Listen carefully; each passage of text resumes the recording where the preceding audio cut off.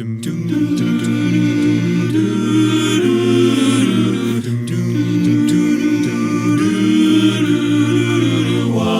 day. Hi, I'm Rob, Mid-Atlantic District VP for CSLT. Thank you for stopping in for this session of Leadership Academy 2021. We hope you enjoy the great content here, so let's get started. I am going to go over what a secretary is supposed to do for his chapter and the society. My slides come from the stack that you can actually find under Secretary's Tools and Documents. The stack was generated September of 2017. We have had some changes since then. So I made a few updates in the slide deck that I'm going to use. So, training presentation. Mostly aligned with what the society's done, but I think we're having trouble keeping up with things in real time. So, as any organization shows, they've also had some challenges out there in Nashville in recent days.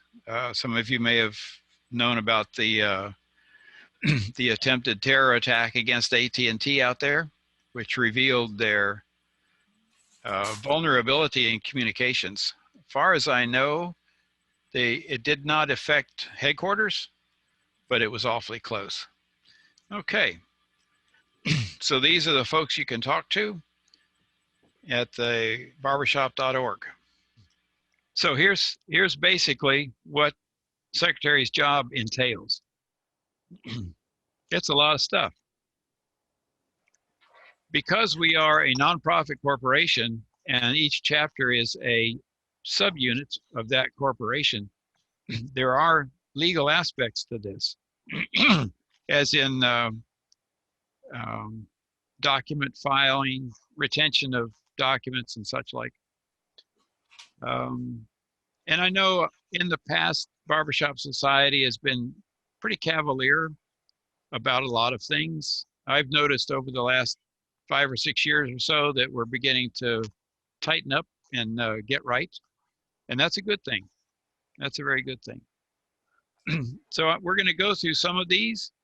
I'm going to say not all of them. And if more than 3 people need a break, tell me. You can either do a chat or just go on audio saying, hey, we need a break, Richard, and we'll be glad to pause for the cause. All right. So this is your role as chapter secretary.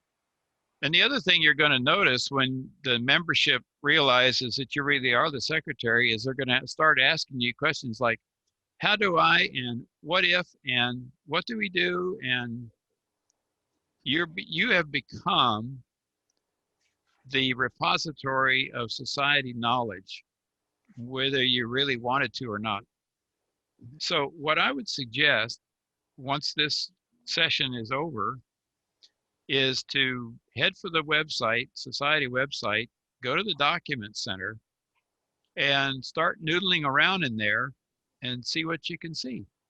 There's a lot of different documents that people have written over the years. Most of them are pretty good information. Probably the one that causes people the most angst is the copyright law. It's a very good session in there. Most of us will probably say, gee, I didn't know that, and gee, that feels really restrictive. Guess what? It is. We just have to deal with it. Okay, let me see what's next. So here are some websites for where you can go to get this. And I'm going to caveat that with, I don't quite know what all they did to the member center upgrade, but it looks a whole lot different than it used to. Yeah. Is it working again? Sort of. It's brand new. I have not been able to get into it. Yeah, they've rolled out a whole different look and feel. I'll warn you, the text is really tiny. I have trouble reading it. I'm assuming we can adjust the text size locally, and I will be trying that in the near future. Yeah, I think you can. And yeah, actually, Richard, I do have a couple of updates on about that from Okay. Aaron. So Aaron Harris at Society and team have been working on this, and they've been actually communicating to district leaders for quite some time. I've not been involved directly in those, but typically that would be like, district boards and whatnot. Now, having said that, they've been working on this system, and the parts of it that do function when the membership roles and access permissions are set properly, it's actually pretty cool. I believe the system is based on Salesforce.com, which is a pretty big platform, pretty user-friendly platform. So local browser, scaling and sizing, yeah, you can do some of that. Maybe they've got some settings that we can settle into. As far as access goes, though, and communications, there were communications in Livewire about this. I'm not defending Society or Aaron or anyone. I'm not taking that stance, but I do want to say there have been some communications about the switchover that have come out. It's just, a little bit unfortunate that their rollout happened just before we had this session. If our session were like 2 weeks from now, it would be different. Either 2 weeks before or 2 weeks after, it would be a little bit different. Ned didn't have this issue because it was something still yet to come. Keep your eye out for it, right? Jad and Dixie just had their leadership academies yesterday, and they were also speaking to this. So Okay. we'll get through this. Oh yeah, we will. It's not like once and done, and it is actually up, soft launched, and available.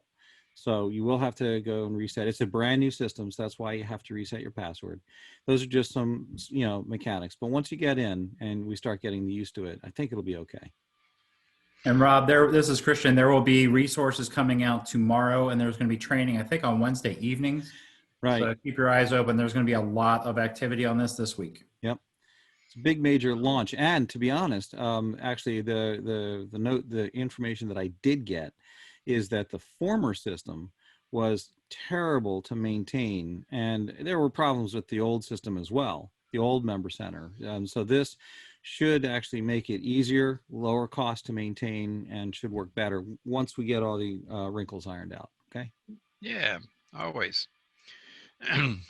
Okay, so I'm trying to do a thumbnail video. Okay, there we go. So I've got most of my slide view and moving right along. So the course objectives, they always give you this slide, no matter what kind of a training session you're in, corporate or military or BHS. And they say that at the end of the course, you'll be able to do all these things. I'm going to say, no, you will at least know about them and know where to go. And that's 90% of the battle right there. And that's the best we can shoot for. So once the slide deck is available, you'll see this thing again. It's like the third slide or so. And just take a glance over it. Again, I say the secretary has a lot to do. All right.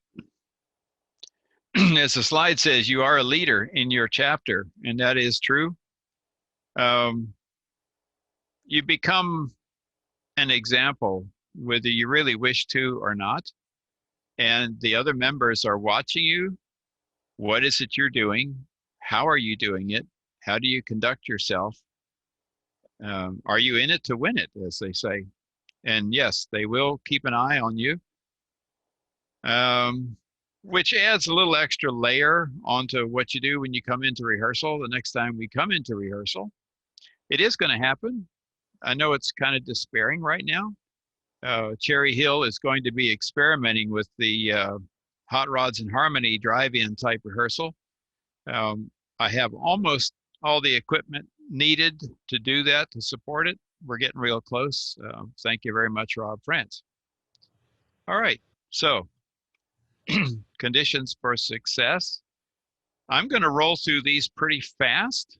They are from someone who's actually outside BHS, but has a lot of very good things to say about how you approach the job and how you approach your chapter. So we'll go through this. If I'm going too fast, somebody let me know. So we talk about an effective team.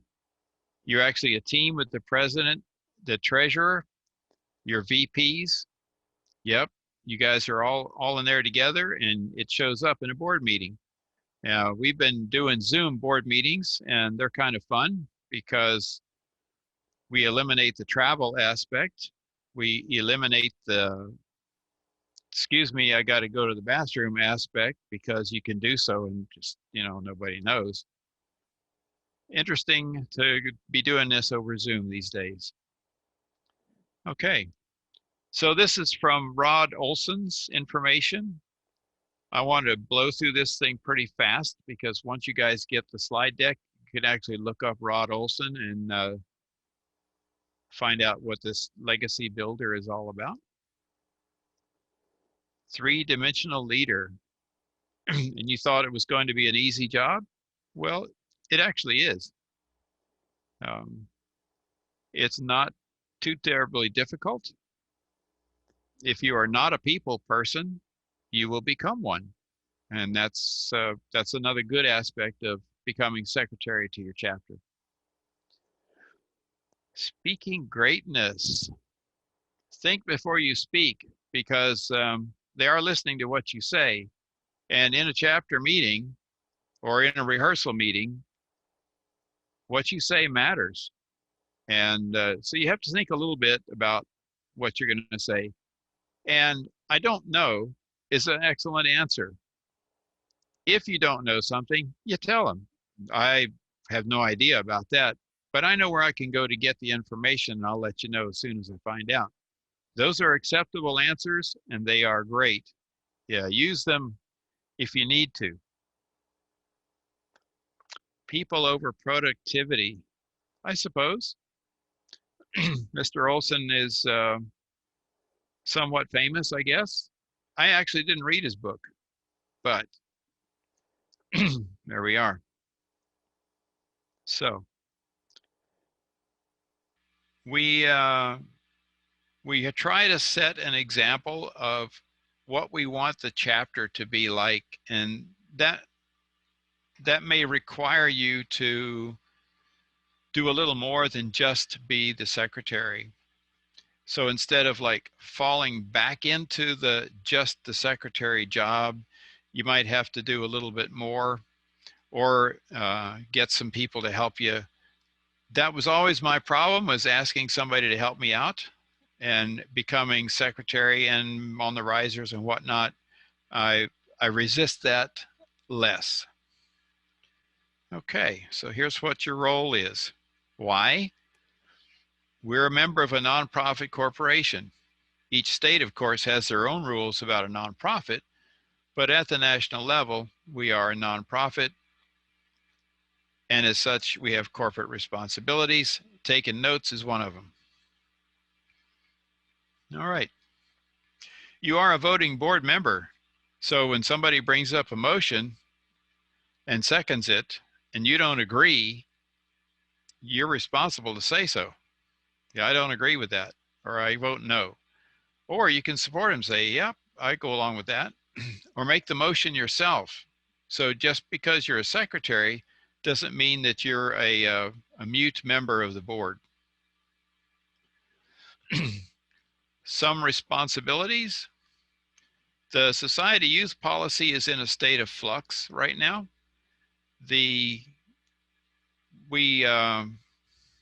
Many chapters have youth in them. There are some very specific things that have to be done. One of which is protecting your youth training, which is, I don't consider it well announced or well supported, but all of the board members are supposed to take this training, and anyone in your chapter who is responsible for a youth organization, a youth outreach, something to do with high schools or middle schools. There is a training for that the society has. Dig into it. Get your guys on the list, I'll say, because society maintains a list of who's done the training and who hasn't. All right. So the membership forms and all, I'm gonna hold off on that a little bit until I figure out this website a bit more. The previous website was, in my opinion, quite easy to navigate as far as taking care of new members and adding members and updating their information and whatnot. But as Christian pointed out to us earlier, it's possibly a membership role assignment issue.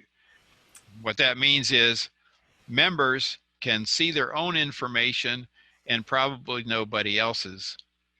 A secretary is supposed to see everybody's information and be able to pull down a roster of active members and so forth and so on. The secretary updates the status of the officers for the current year and also the elected ones coming in October. And I'm pretty sure that we'll get through this and figure it out in the new website. I mean, surely they would not have messed up those responsibilies.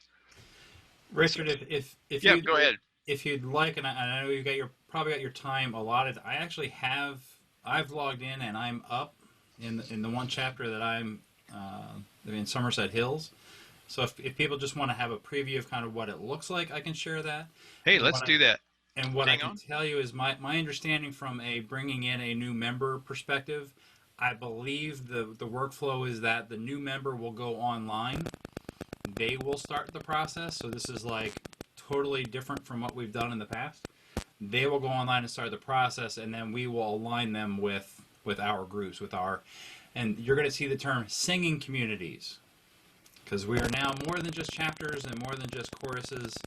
The barbershop world will expand to others as well. So let me do this cool screen share.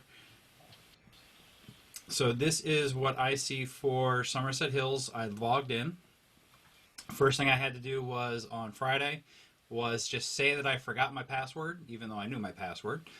It sent me an email. I went on there, followed the process. I had to create a new, stronger password than I have used before. So kudos to the BHS for giving us some cybersecurity there, which is kind of cool.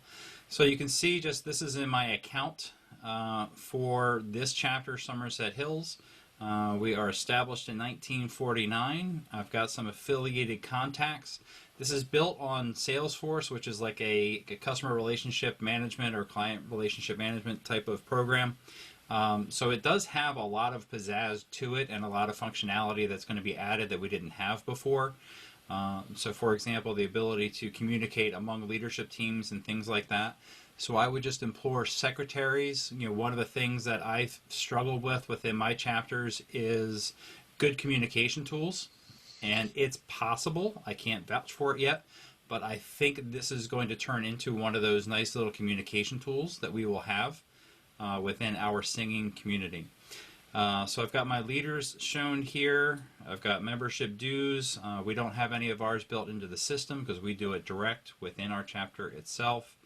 All of our links, I'm going to have to update a couple of those. I'll have to put in our TikTok after we make one so we can all do our little dancing videos.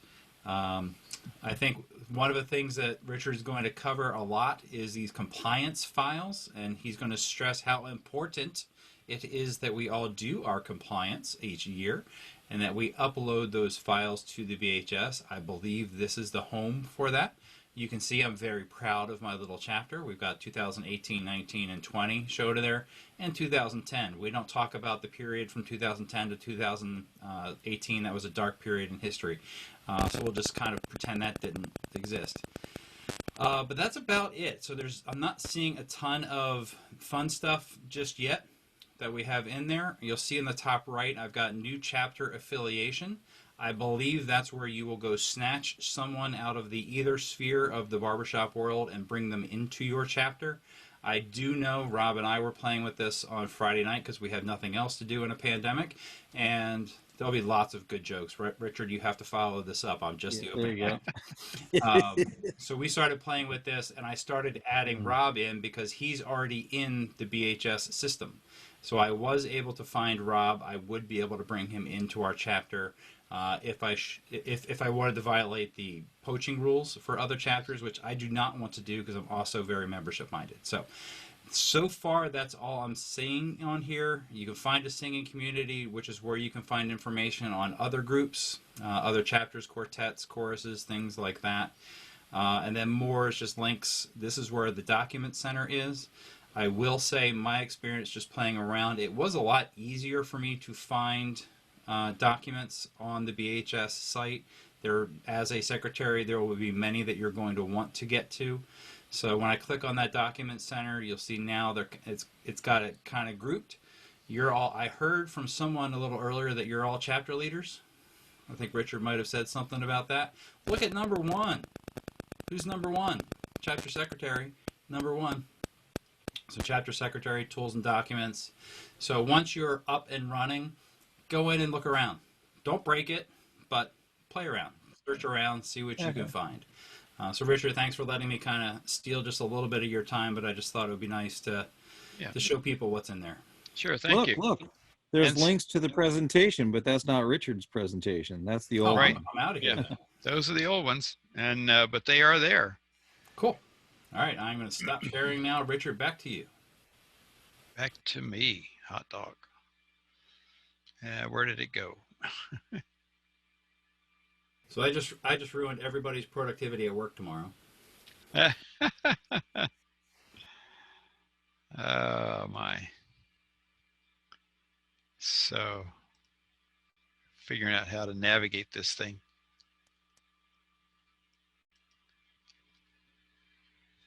Oh, come on, computer, you can do it.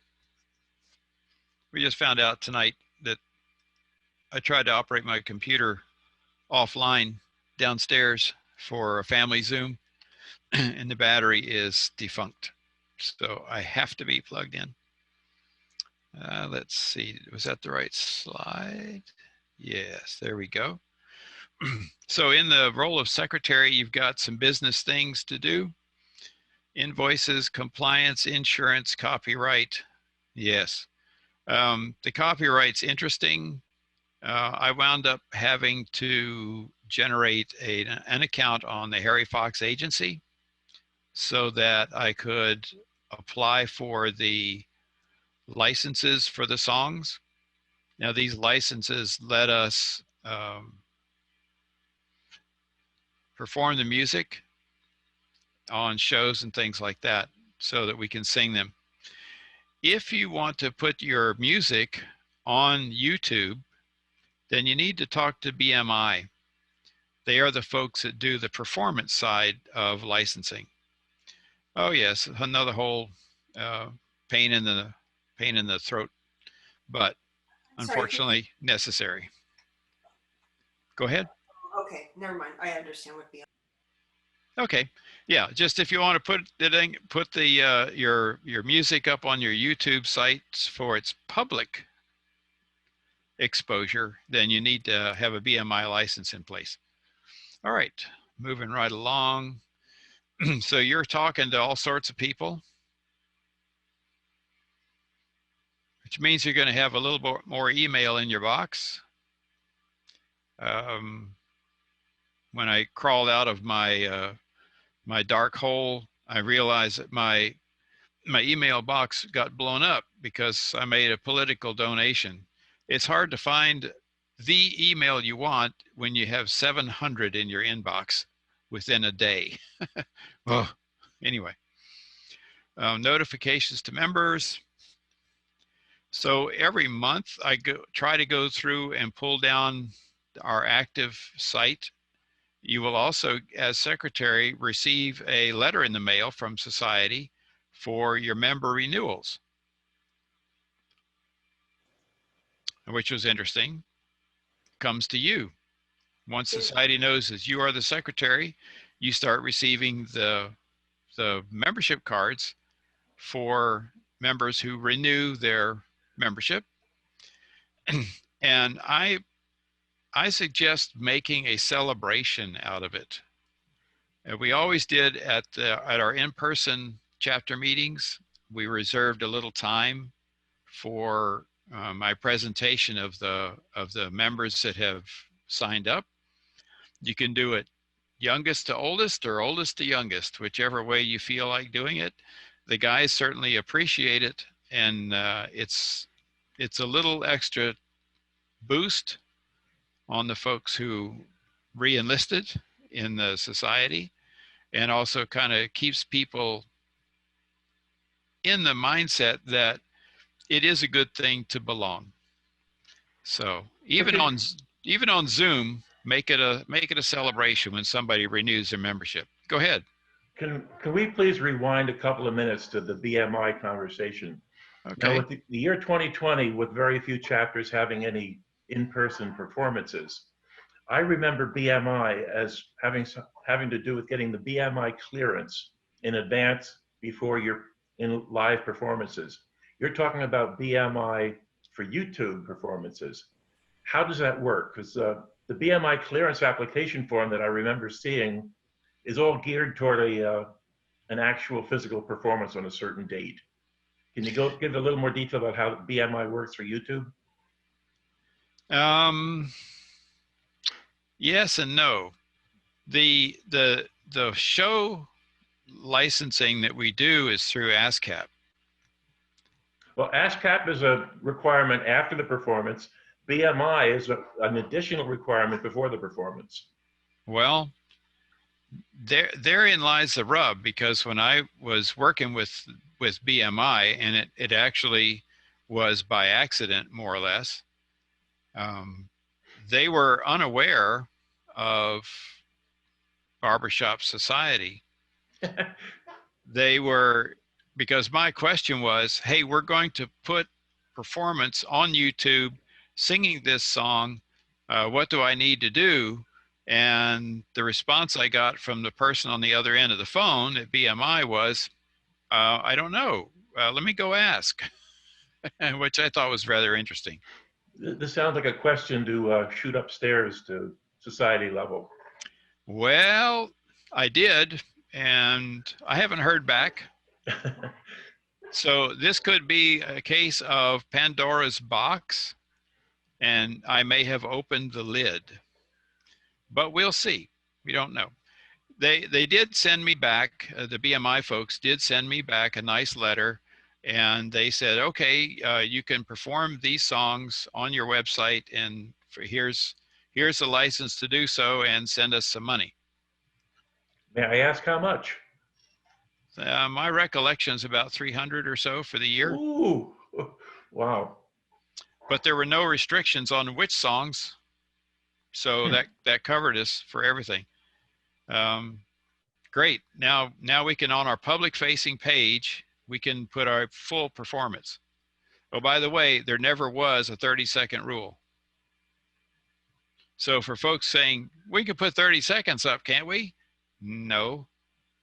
Part of the copyright law has to do with performance rights.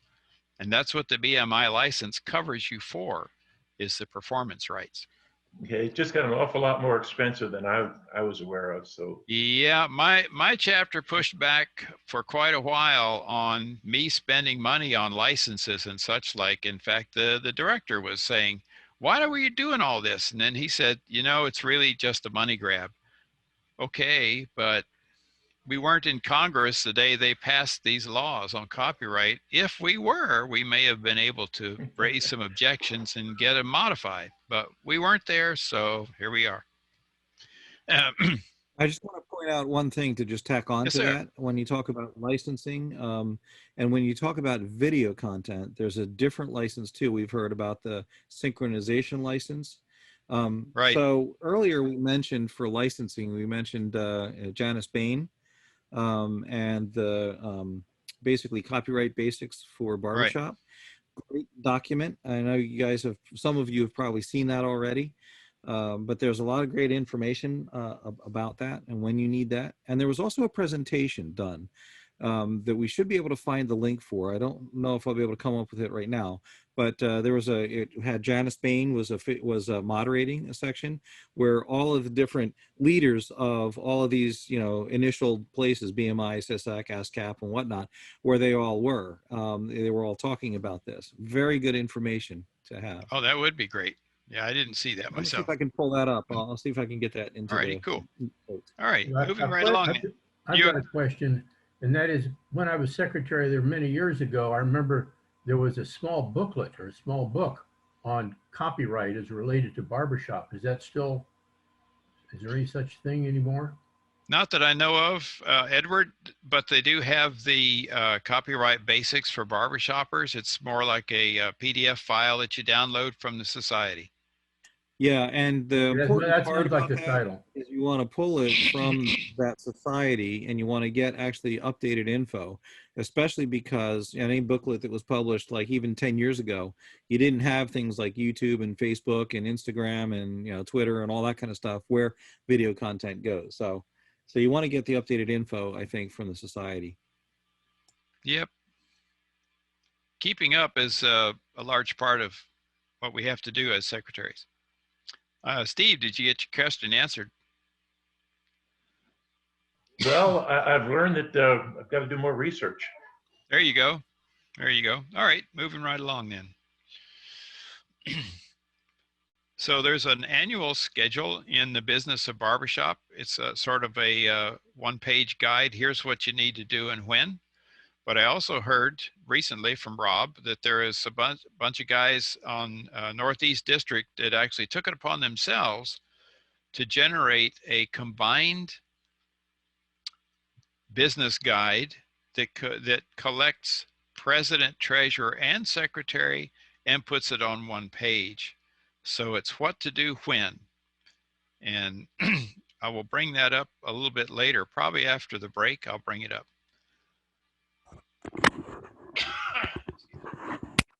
Sorry about that. Okay. All right, so here's what you do in the board meeting. I took it on myself to use the keyboard.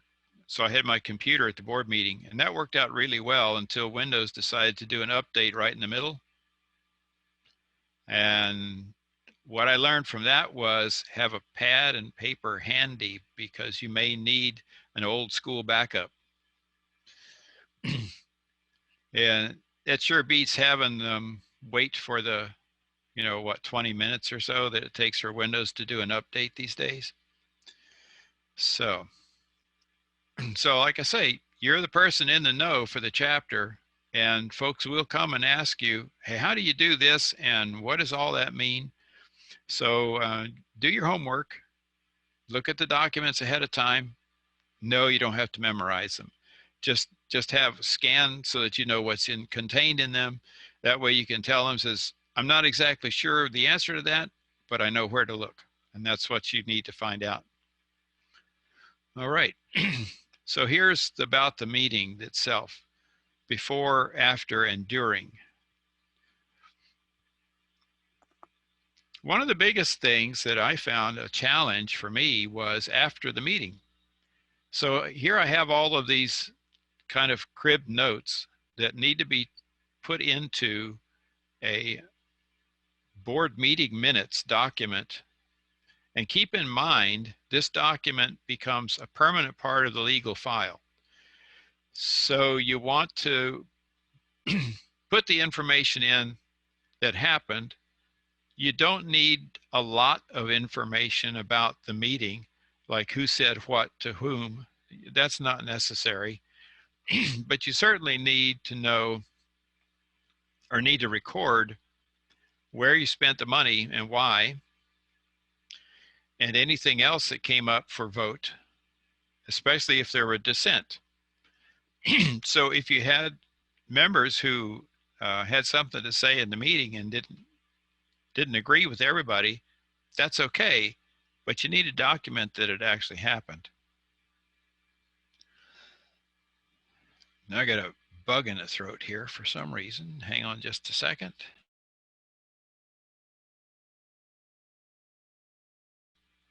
You guys are making me talk more than I've talked in a week.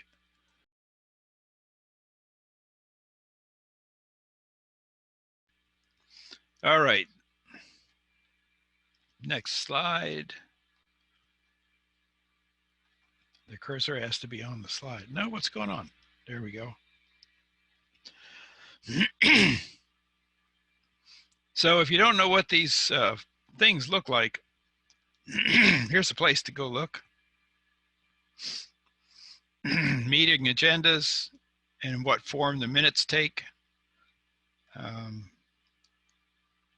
People sometimes use Robert's Rules of Order. We use it very loosely. The main point is making sure everybody's heard, making sure that that all your board members feel like their opinions have been heard.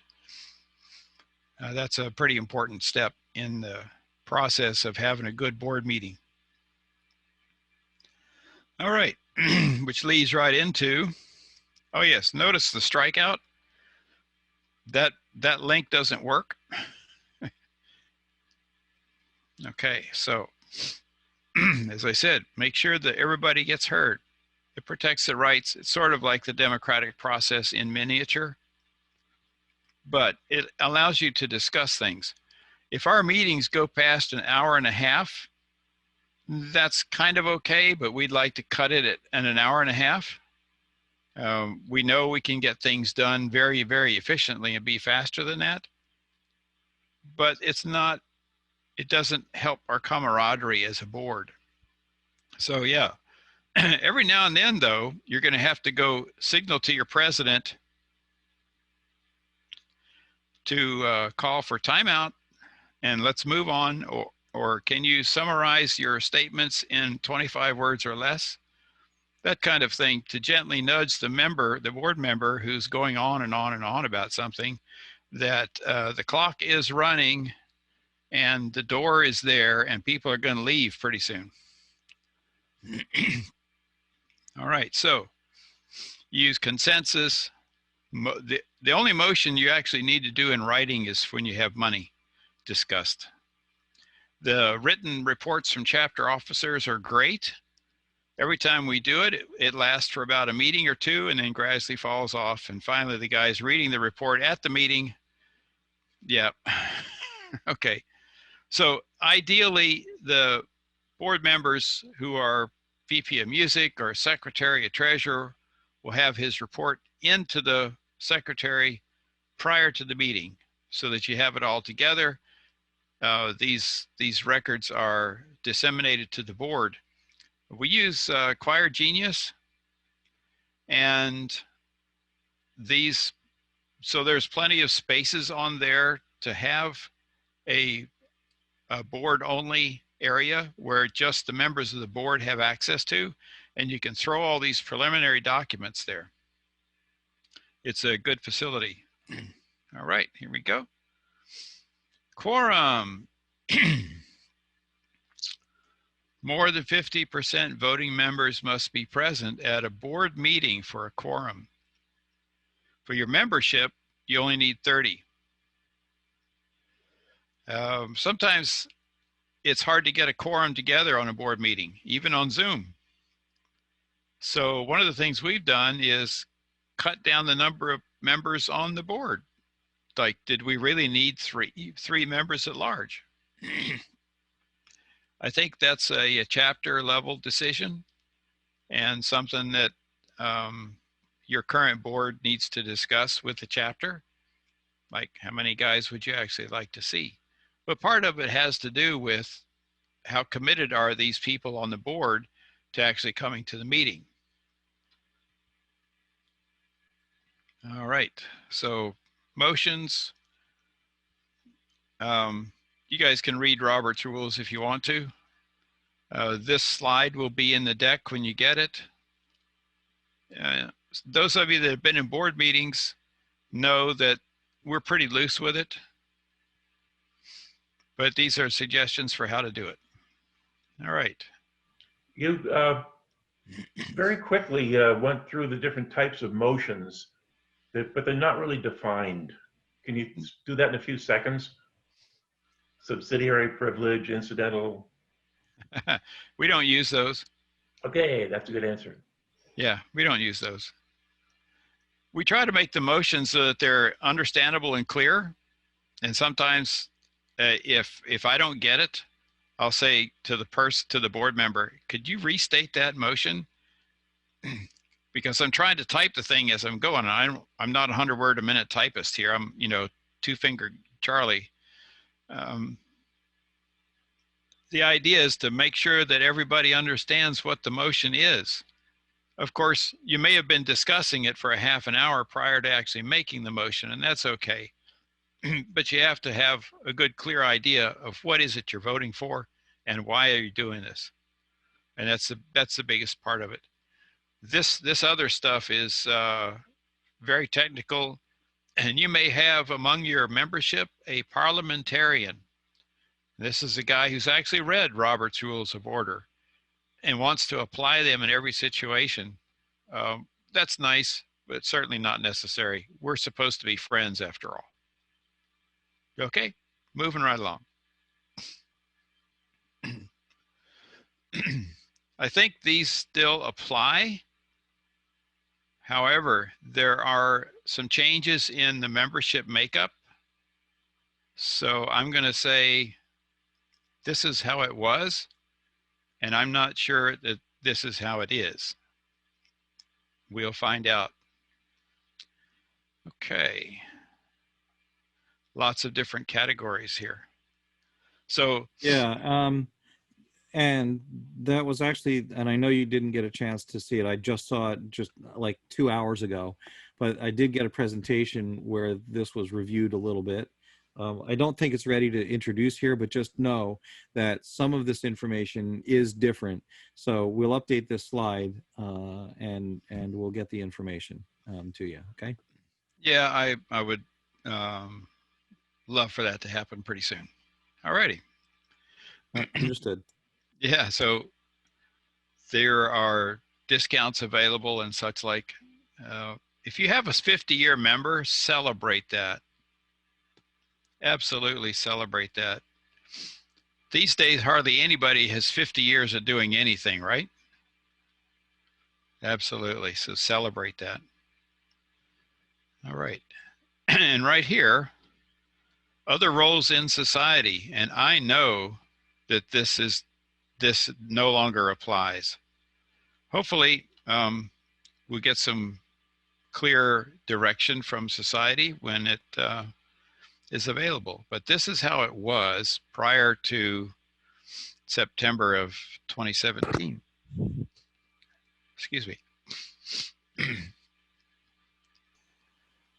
Okay. Now this is actually fairly recent. Bylaws as of 2019. You can join directly, which people have done. I've got several ladies in the Jersey Sound Chorus here in Cherry Hill who have done this. They're not affiliated with a chapter yet. We're trying to figure out whether we can open the door. Cherry Hill said, as a chapter, it can be any person. We chose option 3. Any person of suitable character is welcome to join. The chorus, the Pine Barrens chorus, is male only at this time.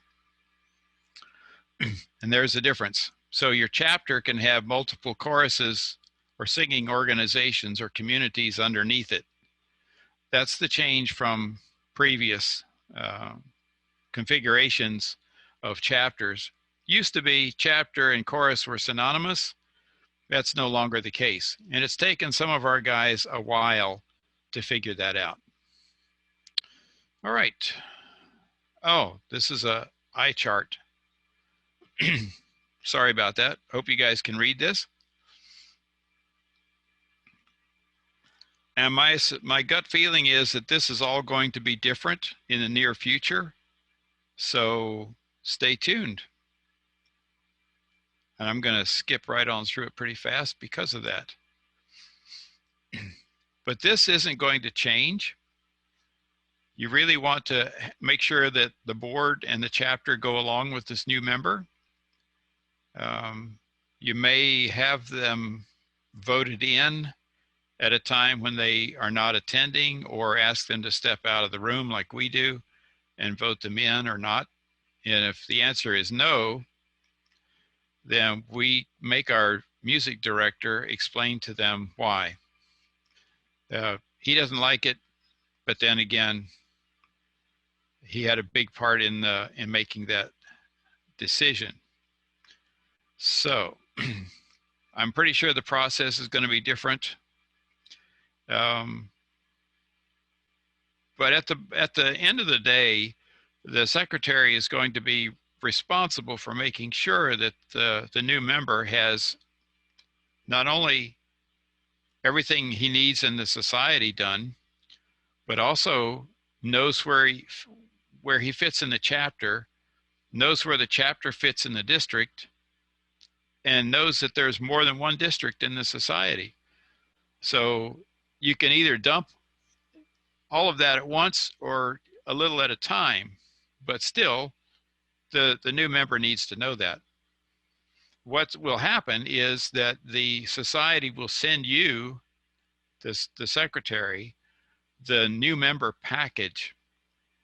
So once again, inside that package is a certificate that you sign for him, and make it a celebration at the chapter meeting. So this person has stepped into the society. They've paid a bunch of money, and now let's make sure they understand they're going to get their money's worth and be welcomed. So that's a big part of having a new member show up and get the packet and all that good stuff. But I have a feeling this application process is going to change, and Christian hinted at it, so we'll see. All right. Hello?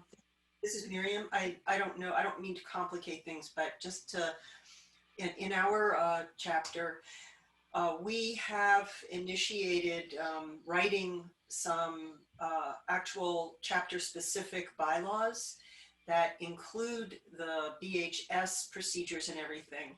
And so, for instance, I'm working with our VP of membership to on an onboarding process for the new members as well, to have the shirts and the soundtracks and things like that.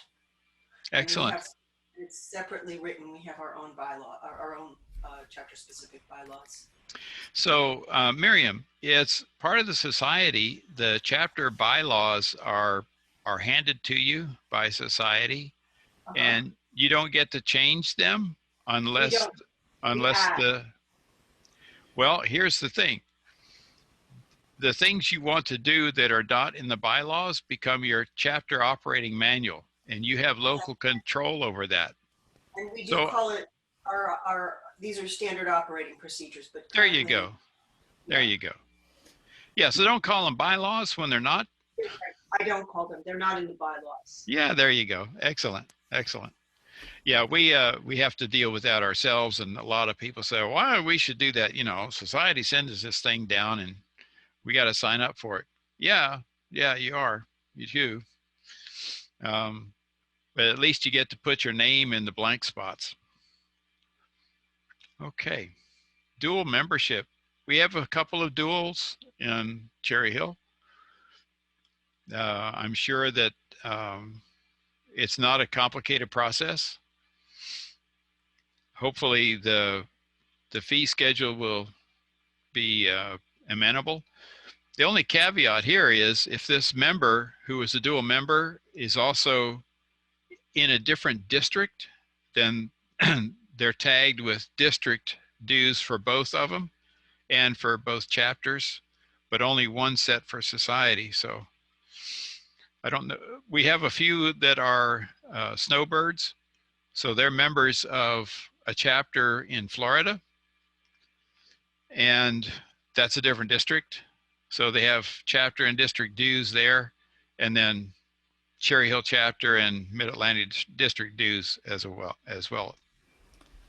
So Richard, one thing, just Yep. putting my membership and secretary hat on at the same time, one of the things that I've traditionally done is when we've had either someone asked to be a dual member or a transfer, we will politely notify the other chapter, either the one they're coming from or the one they're dueling from, just as a matter of a courtesy. I don't give them the right to override or anything like that. But one of the things we're trying to do is maintain a good relationship with all of our other chapters, and we just want to make sure we have that conversation. Excellent point.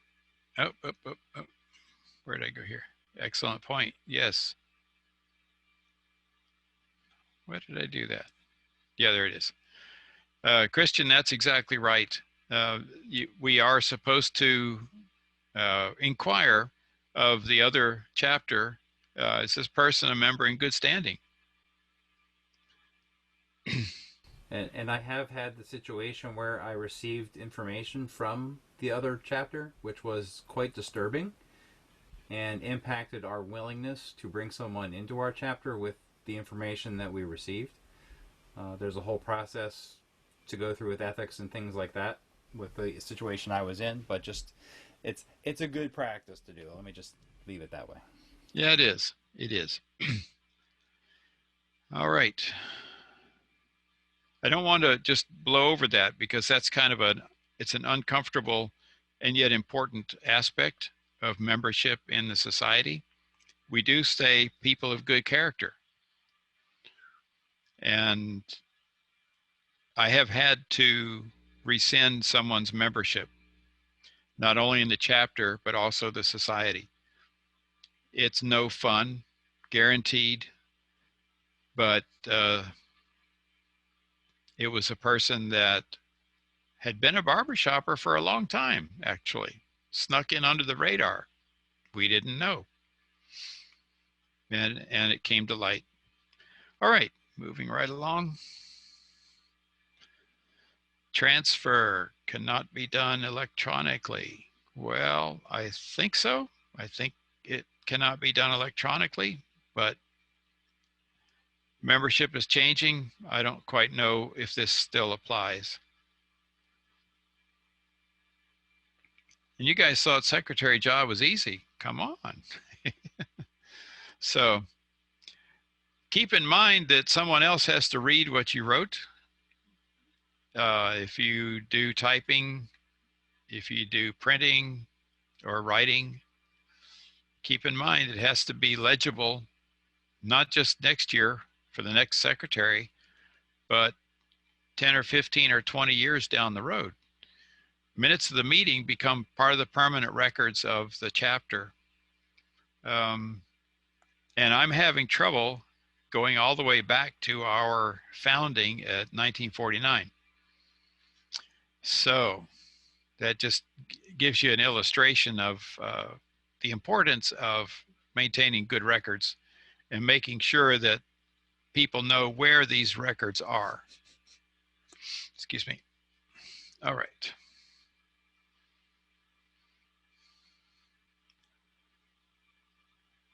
So here's an interesting payment plan.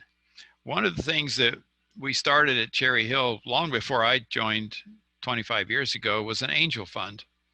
And the angel fund was to help members who had trouble paying their membership dues at that time. Essentially, the chapter gives them a no interest loan and they pay it back.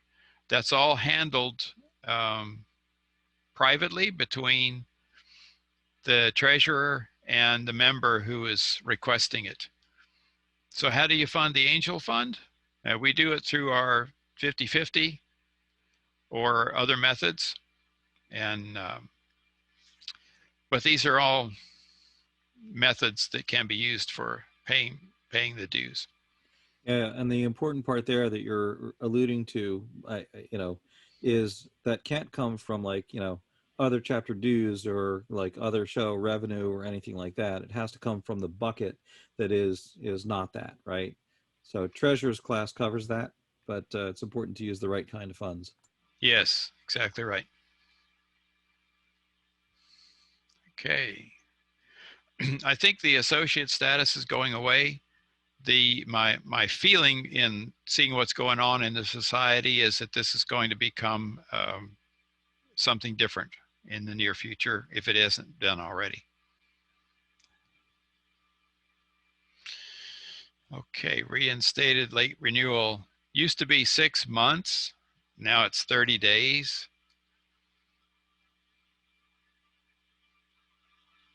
Reinstatement fee kicks in 30 days. Excuse me, is this a BHS requirement or a chapter? Is it chapter discretionary? This is BHS. So here's what the secretary has to do. When you get the report, or when you look up on your roster from the society and you see that we've got some members that are have not paid their dues, you give them a friendly email or you give them a call and find out what's going on. Because it used to be 6 months. You had 6 months to get back in, and now it's 30 days. So that's a fairly rapid response. Okay. Chapter compliance, filings. Here we go. It's an interesting situation depending on what state you're in, because the states have their own rules for nonprofits, and take a look at them. We found out within the last couple of years, actually, there are 2 different departments in the state of New Jersey that have to be notified: Treasury and Secretary of State. it just blew right out of my head. Yeah, Secretary of State. Secretary of State. Don't expect them to talk to each other. In fact, they probably won't. So you have to notify both outfits differently, and they will have slightly different forms, as I found out.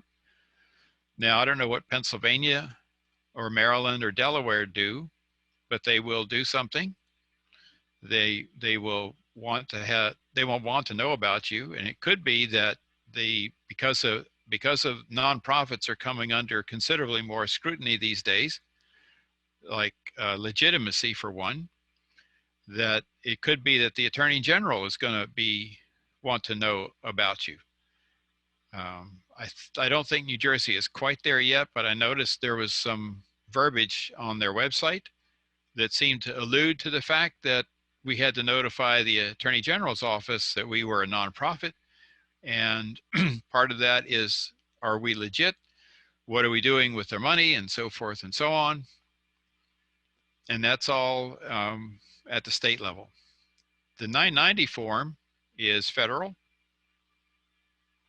And because we are part of the society at large, there is a letter that the society presents to the IRS every year, and it lists all the chapters. So part of your 990 will give you the chapter number for that. There's an EIN for the society, and that's what you add on your 990, right? Right, Bruce? Hello, Bruce. Yeah, I just had to unmute. Yes, you put your EIN on your 990. Yeah, there we go. I just filed that. If you normally have a revenue of less than $50,000 a year, it's a 990N, which is a very simple form. They call it an electronic postcard. And there are private services that try to charge you $50 for doing this simple thing, but actually the way to do it now is through the IRS directly, and it costs nothing. Cool, love it. And Secretary, it's probably easier than going through a private service. excellent. And secretaries, what your job is to make sure the treasurer does it.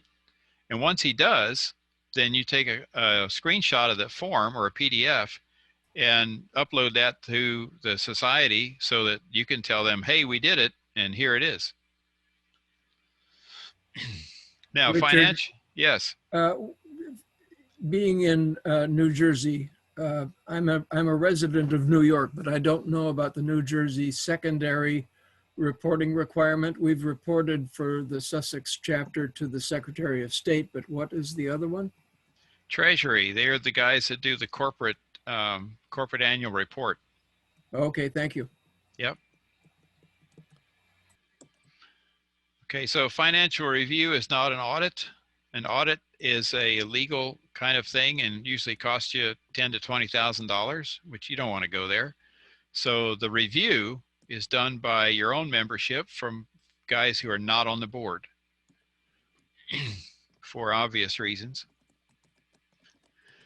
And once that's done, there is a form that BHS provides for doing a financial report, and you upload that. Okay, so incorporation, here's the policy of the society. You're incorporated within the state or province which you reside. It gives you a little guidance here on what you have to do. Part of the bottom line is that you want to have a registered agent, someone who is always available and will be a member of your chapter for a long time. What this registered agent is a post office person, essentially, so that if the state government wants to get in contact with you, they send the mail to that person. And then that person, of course, gives it to the board for action. That's the biggest piece here. All right, let's see. Boink. There's IRS. There's 990. Chapter 5 is uploaded. Here's the schedule, May 15th. Anybody from Canada? No? Okay. June. They get a break, I guess. Different time cycle. All right, a little bit of background on what the financial review is supposed to look like. Now, I'm blowing through these pretty quick, but remember, the slides will be available. This entire deck you can pull off of the website right now. It won't have my markups, but that's okay. I didn't do too much to it. So here goes some legal file things. These are things that go into your legal file. Expend some energy and time in deciding where you're going to keep these. We have a fireproof box down in our admin room, and of course we haven't been there since March. So there has been some discussion among in the chapter board about, do we want a mailbox in the bank? Well, you need to have some kind of a plan for disaster recovery, and you need to store these records somewhere. Not in a box in the attic. That's not too cool, especially when the house burns down. Not in a file cabinet in the secretary's house, where they are right now. That also isn't too cool, although it's handy for me. I can get to them right away. But these things are supposed to stick around forever. There is a slide that a little later on that shows which things are kept for how long. It's kind of an interesting thing. Oh, by the way, I don't know where our charter document is. We have a picture of it in a video, which was made during the 50th celebration. We've lost track of where that document actually lives. We can't find it. Don't be like us. Find where your charter is, hang on to it, secure it. It's an important document. Same thing with incorporation documents. Yes, exactly. All right, so here's the list. Year to year, 3 years, 7 years, and forever. And look at the list on forever. Your original license and charter, end of year financial statements, minutes of annual meetings, minutes of board meetings. Now they say chapter bylaws and policy here. when the reality is your chapter bylaws are handed to you by the society now, and what you get to keep is your operating manual. So everything that's not in those bylaws that you need for proper operation of your chapter becomes your chapter operating manual, and that's yours to keep and modify as you wish. Record of community service and free performances is important for a couple of reasons. One is it gives us some street credo of our nonprofit status. It convinces other government bodies that we are actually a legit nonprofit outfit. And in our case, when we get grant applications for the New Jersey Camden County Council on the Arts, and also for New Jersey State Arts Council, we can actually justify the grant by, here's what we do. So keep records of those, and those are kept forever, it says. All right. Prepare for a disaster. We hope it never happens, but it could. The probability is not zero. It's very small, but not zero. So plan ahead. Okay. Now, what do you think the chances are that an IRS guy is going to come pay a visit to your chapter? Vanishingly small.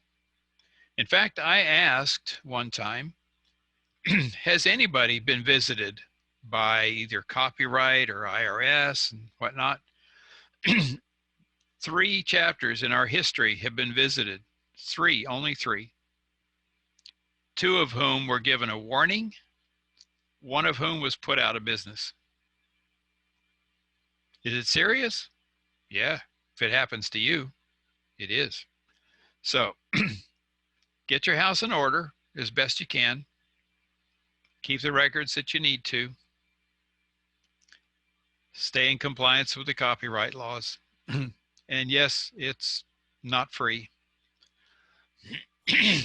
Sorry. Richard, let me Yeah. share a story with you. So even though you might not get that kind of attention, one of the things that your filings will do for you is that helps ensure your nonprofit status stays intact. And it actually feeds different databases that are now being used out there. So a good example is if you have someone that gets a corporate match for donations, they will be using, so Benevity, for example, is one firm that does this. They will use that database to check on the legality of the status of the organization that you've donated your money to. So number one, your donation might be no longer tax deductible. And second, you can't get that corporate match. I actually just had that happen where a chapter status is in question, and they have to now make sure they go through and get all the filings in to get that back up and running. So it could actually cost you money as a chapter in donations that you can no longer receive. Wow. How about them apples, folks?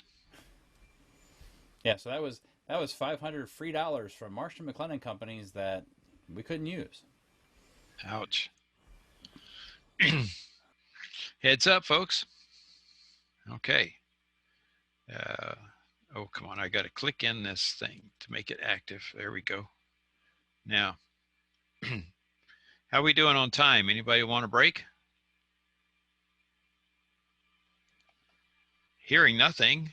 Well, oh, you want to go on? I had a couple of quick questions, Rich Berger. Sure.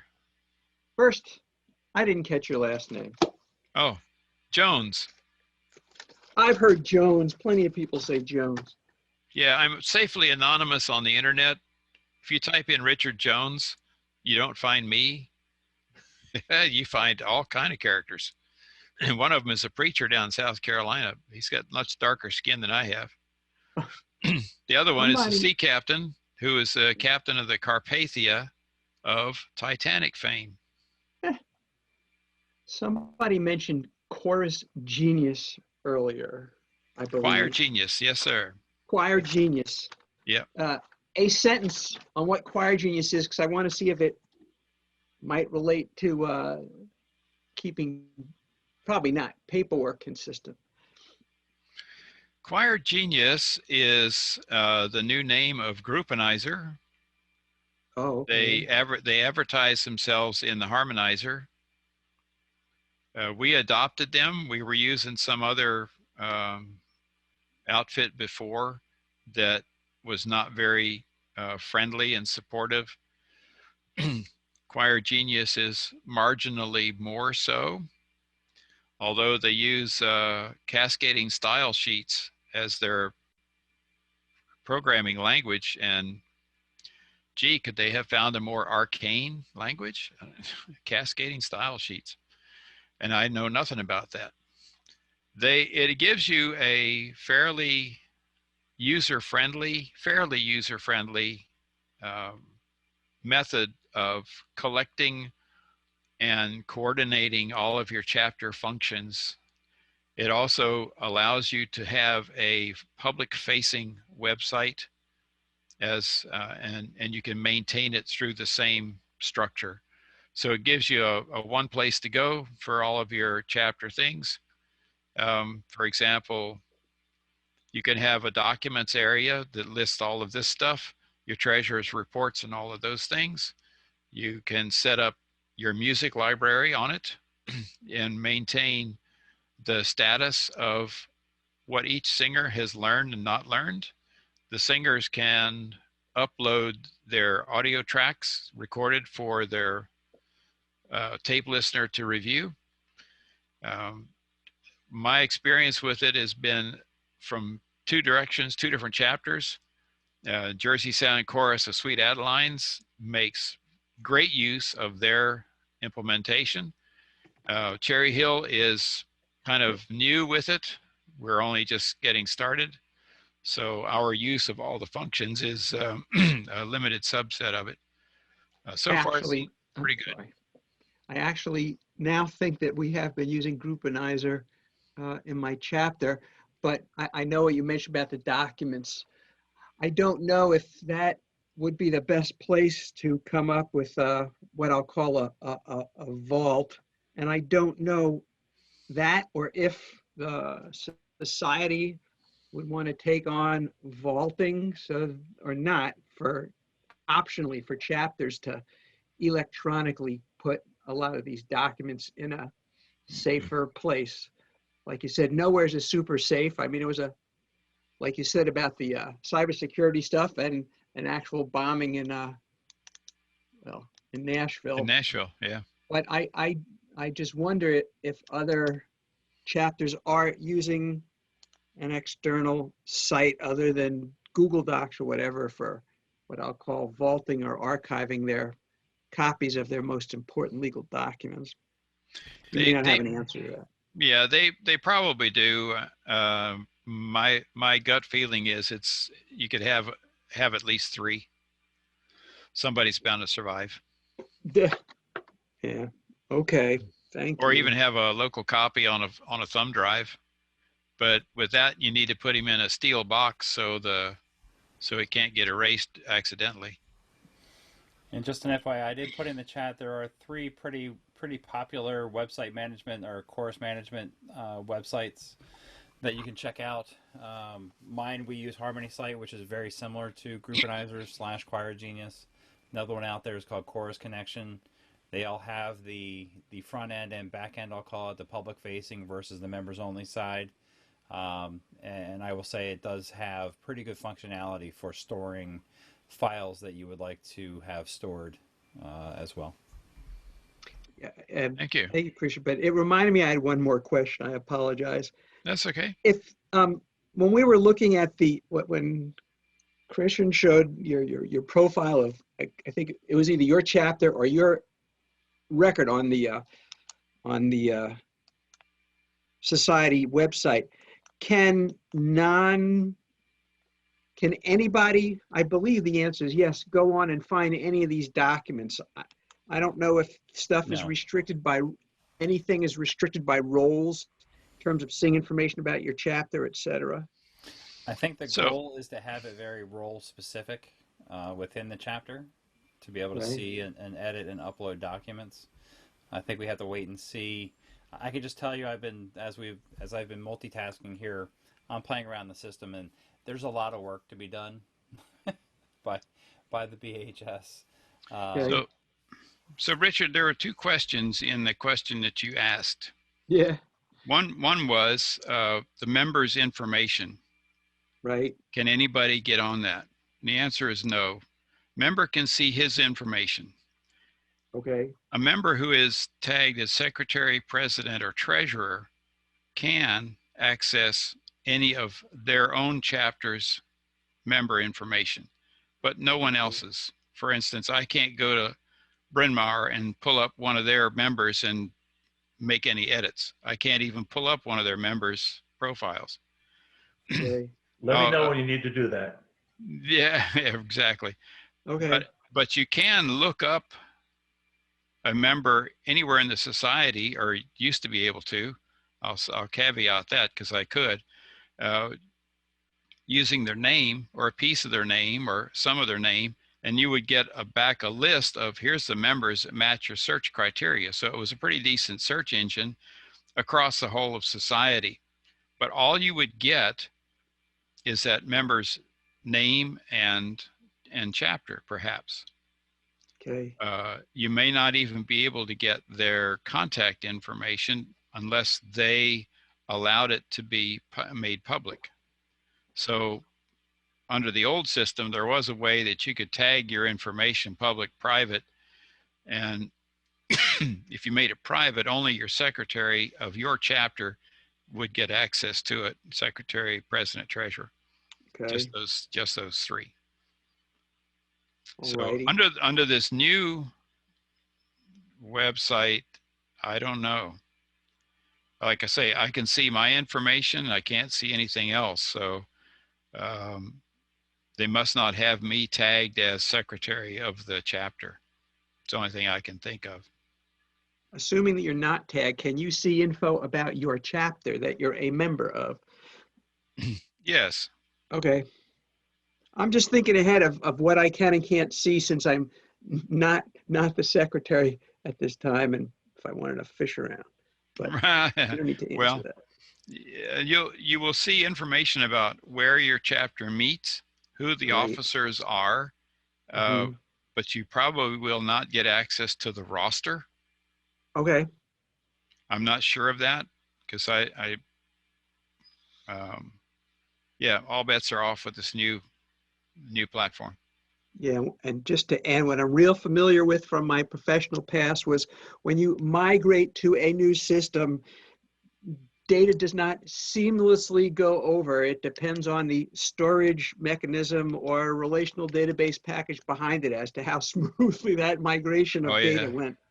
Oh yeah. Oh I yeah. guess we'll see. Yes, we will. Thank you very much. You're welcome. So I put up a slide about officers of elections.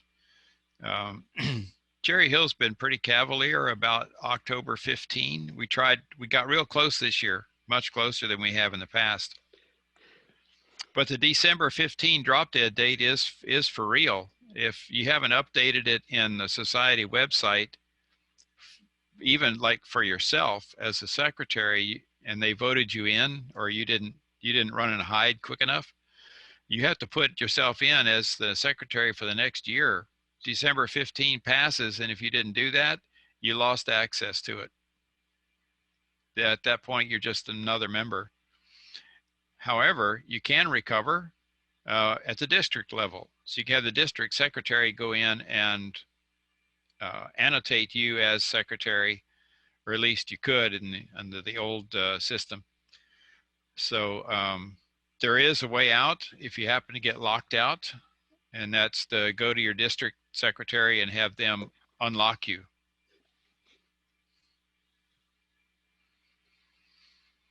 Okay, so it's up to you to report it when you have a new slate of officers.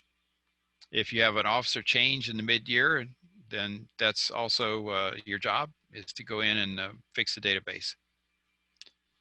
All right, moving right along. Here, chapter roster and personnel. All of this stuff is going to change, but the basic function that the secretary does the updating, that will not change. If you have a member who passes, this becomes important to get it right. A lot of times these members are people that you may have not seen in a while. At least in Cherry Hill's case, that's been true. But nonetheless, you need to make a due diligence effort to get the information right, so that Marty can send a decent letter. What I have done in the past is made a PDF of the obituary and send that along with the notification email to the memberships at at barbershop.org. Customer service, rather. Customer service at barbershop.org.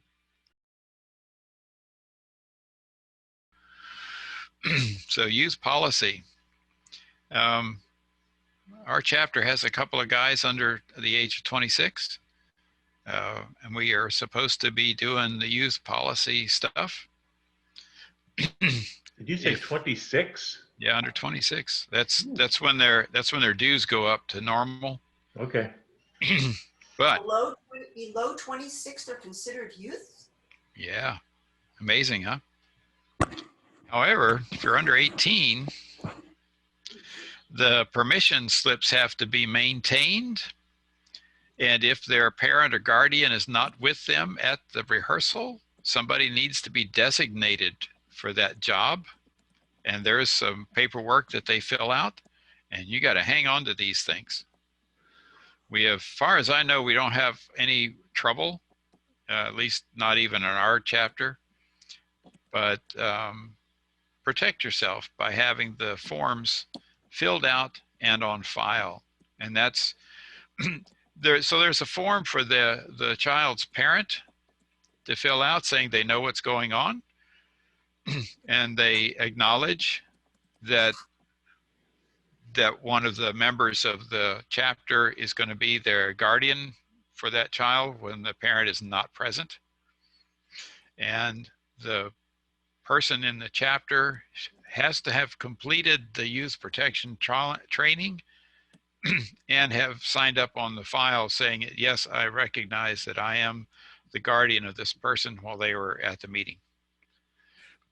There are some other things to do in as far as the youth protection policy. And the policy document has all of that stuff in it. So here's another task for the chapter secretary. Keep it in the legal file. Where? I would suggest somewhere where the either where the chapter meets, but if you don't have a permanent room in that facility, then it becomes a box that you take with you when you go to each chapter rehearsal. I know that there's an organization that my wife's member of, Sweet Adelines, and that's what they do. They have a file box that that their secretary carries to each meeting because they can't leave it at the facility where they have their rehearsals. So there you go. All righty, a little bit on insurance. General liability, that's through the society. You get billed for it. It doesn't actually cover your property, but you can expand the policy to do so. There is an annual fee for that. You can't opt out of the insurance policy from the society anyway. Okay.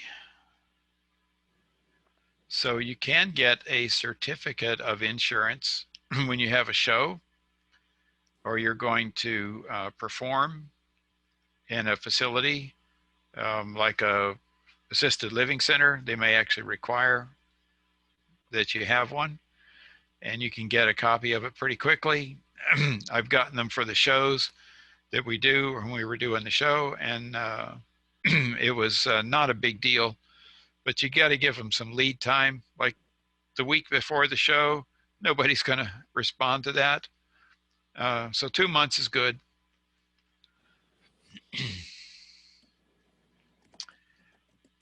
So apparently there is a change in the bond. Used to be you had to tag everybody in the minutes of your first meeting in January who was handling money. These are people in the chapter and outside the chapter. But I believe I've seen just recently that there is a change to that, that you no longer have to name them. But you still have to indicate, I think, to some degree that people are handling the money for you. But I believe the policy no longer requires you to name them. Okay, property insurance is optional. It's not automatic. If you purchase it, and then it becomes automatic.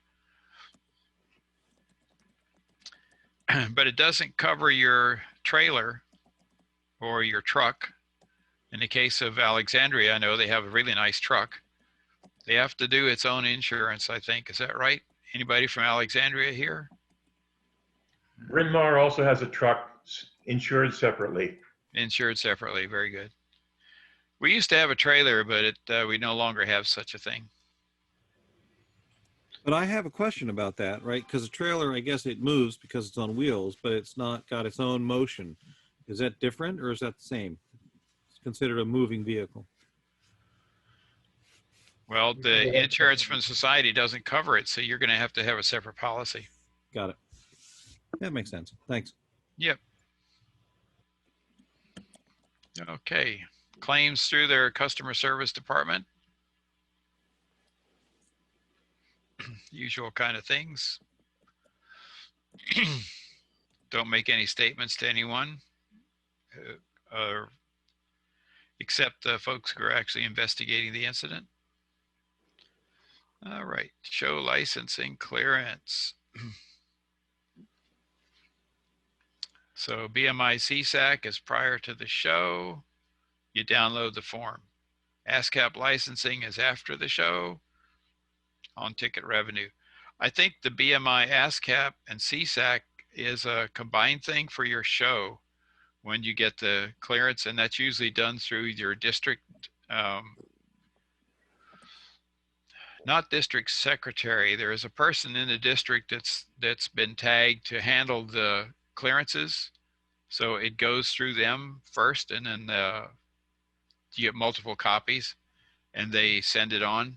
So that guy died, and now the secretary is doing the whole thing, I believe. Yeah. And Neil was a good friend of mine. I really, I liked him. It's very sad to see him go. Can I add one thing about the ASCAP?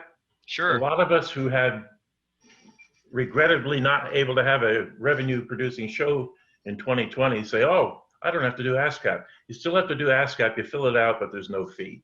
Exactly. They just need to know who's doing shows and who's not. And this is one of the ways to find out. Silly question. No, there is no such thing. Go ahead. I know there's no such thing as a dumb question.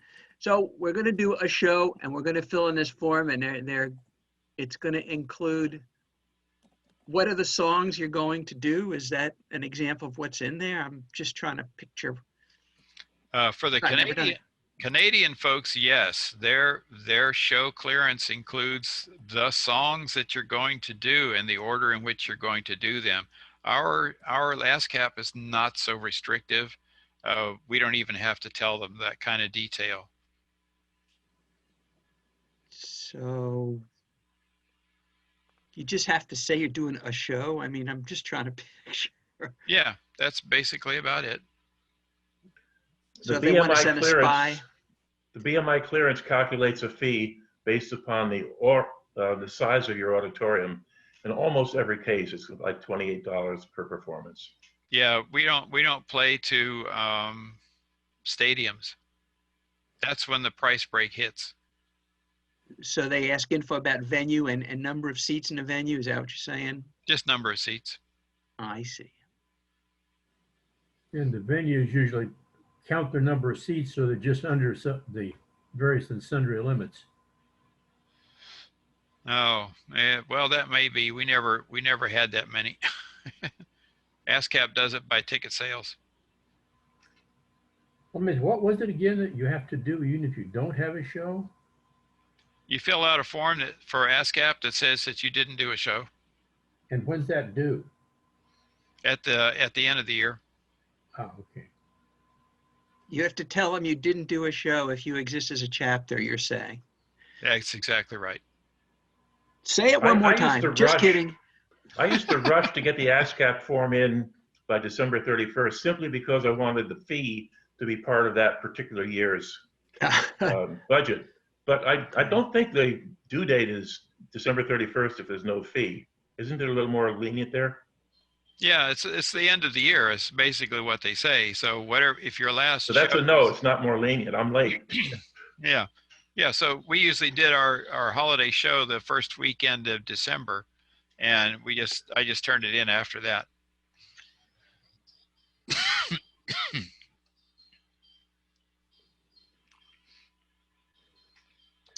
Fascinating. Yeah, fascinating stuff. All right. So here's the details on how you do that.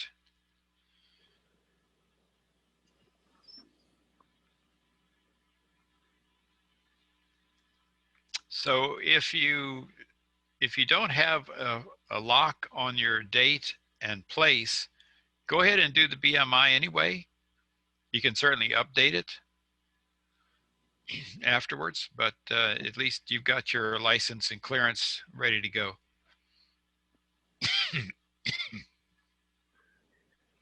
All right, ASCAP process.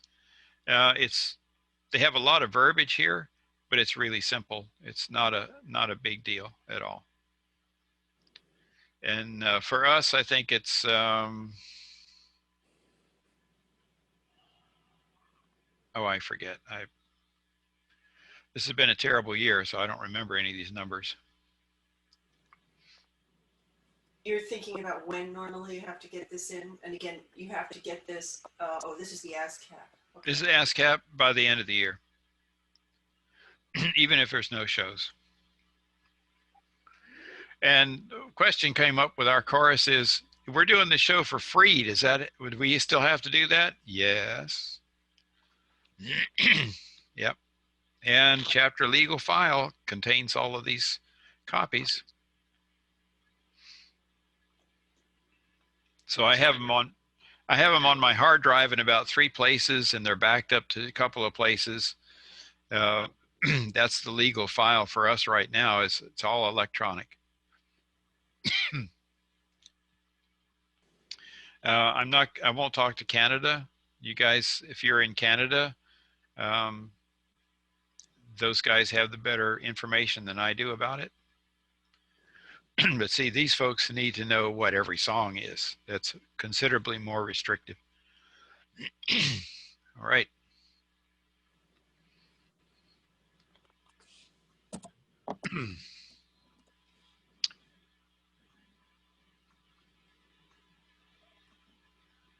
Get it in writing. Get your show date approved by the district secretary. Basically, we just tell them. We just say, we're doing a show thus and so as soon as we figure out that we're going to do it. And what the secretary at the district level does is gets it on the master calendar. I think the way the Mid-Atlantic calendar is set up is that as secretary, I can actually enter that data myself, or I used to be able to. Hopefully they're still in that. They haven't updated theirs yet, but we'll see. So anyway, get on the calendar as quickly as you can, because the master calendar will show you who's doing shows around you. I mean, you don't want to be on the same, we don't want to have our show the same day that the brothers are having theirs. Guess what it'll do to the audience attendance, right? Neither do we want to have our show the same day that the local Sweet Adelines chapter is having theirs, because I help out both places and I can't be in 2 places at once. Although we almost did about a year or 2 ago. The holiday show, their holiday show was on the same day as our holiday party. That was fun. Trying to be in 2 places at once. So there's some tips there on how to do the show. Copyright. Here we go. It's your duty to remind your chapter officers of copyright, and no, they're not going to like it. And you have to stand firm, because part of your job is keeping everybody out of jail. And part of your job is keeping the chapter solvent. And if the copyright folks come after you, several bad things may happen. And it's your job to make sure that they don't. So yeah, you will get pushback from the board and the members on why we have to do this and so forth and so on. Hang tough. Society's got your back. and it counts. So, and I'll also point out, and I know there's a couple more slides here, Richard, but back around 7:52 in the chat, if you go back, there's a couple of links to the videos that we were talking about. So one of them is the Janice Bain copyright guidance for singing in a virtual world. And then there's another one that's a little more recent than that. I mean, that one's in June. There's one for October called Copyright for Virtual Concerts, What You Can and Cannot Do. So there's a couple of links back in the chat about 7:52. Rob, the chat is going to be, that's captured, isn't it, right? It will be, yep, absolutely. And you can send that around to everybody? Sure we can. Yep. Super, love it. Technology is fun when it works. Sorry. In fact, I think there's a way that everyone can actually do that. There's a technological way you guys can click and save your own copy of the chat. Down at the bottom where it says like file, and then there's 3 dots. Down there you should find save chat. Must be in more. Yeah, exactly. Okay, yeah, we got 25 in the chat, and if I do that, it comes down to file. It's it doesn't matter right now. We can right. Talk about it later. Yeah, okie doke, no problem. All right, any questions on this then? Okay, hearing nothing, moving right along. Yeah, it's a big deal, guys. It's a big deal. And then you'll get people to say, now what's the chance of them coming out and actually doing this? So can we slide by, because it costs money. It does. And of course, can you do speeding on the highway without getting caught? Yeah. What's your chances of getting caught? Well, roll the dice. See what you say.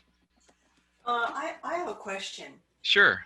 Well, when we're going through this list of responsibilities, I will comment that over the past year that I was secretary, my treasurer took over, helped me and took over the responsibilities for all this copyright stuff.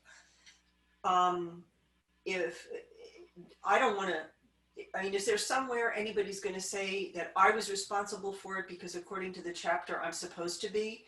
Do I have to cover my ass in some way is what I'm saying? Well, good question actually. Is, yes, you've got to be careful of that. That's right. Christian Hunter, are you available? Are you here? I are. I would love to hear your comment. Can you bring it back again? I was typing on my clickety-clack keyboard and I couldn't hear it. Yeah, it's okay. Miriam, go ahead and ask your question. That's a very good question. This is my second year. I'm starting my second year as chapter secretary. And because of us all being very new, over the course of the previous year, during which time I was chapter secretary, I happily permitted our treasurer to take care of these copyright responsibilities. So am I legally responsible for this by virtue of me being the secretary? I don't think that there's anything written anywhere that says that Todd was granted the authority, my job. So do you know anything about, do I need to take some action besides maybe taking, over the role properly this year? Okay, Christian taking off his lawyer hat and Christian putting on his barbershop friend hat. So I can't give legal advice, and I will not give legal advice. Okay. Couple of key points. I know we talked about insurance. There is directors and officers insurance, which covers our people. So in the event something goes awry, we do have some coverage there. I believe, but don't quote me, I believe that would also include any investigations or inquiries from government offices. It very often will, but again, don't quote me on that. As far as our personal responsibility, I think everybody as an officer is potentially responsible for the ongoing concern of the chapter itself, of the legal organization itself. You know, as part of the installment ceremony should be, hi, congratulations, you've actually taken this responsibility too. Thank you for doing that. And the insurance is there to try to give you that comfort that, okay, if something were to go wrong, I've got that there to help me out. You know, that said, as far as individual responsibility for individual things within the chapter that has to happen, inevitably the president oversees everything. In chapters, we don't have quite as much formality in most chapters, where sometimes things just get done. I'm in 2 chapters, and responsibility for things such as copyright falls differently between those 2 chapters. So Okay. I like what you were saying earlier about having certain, I think it was you, was saying you have certain things that you are putting down as like an operations manual kind of thing to talk about responsibility so something doesn't get missed. I would probably focus my energy more on the present and future to say we're going to get this right going forward and get that done. What I can just tell you is in my experience, and Richard can mute me at any moment if he needs to, No.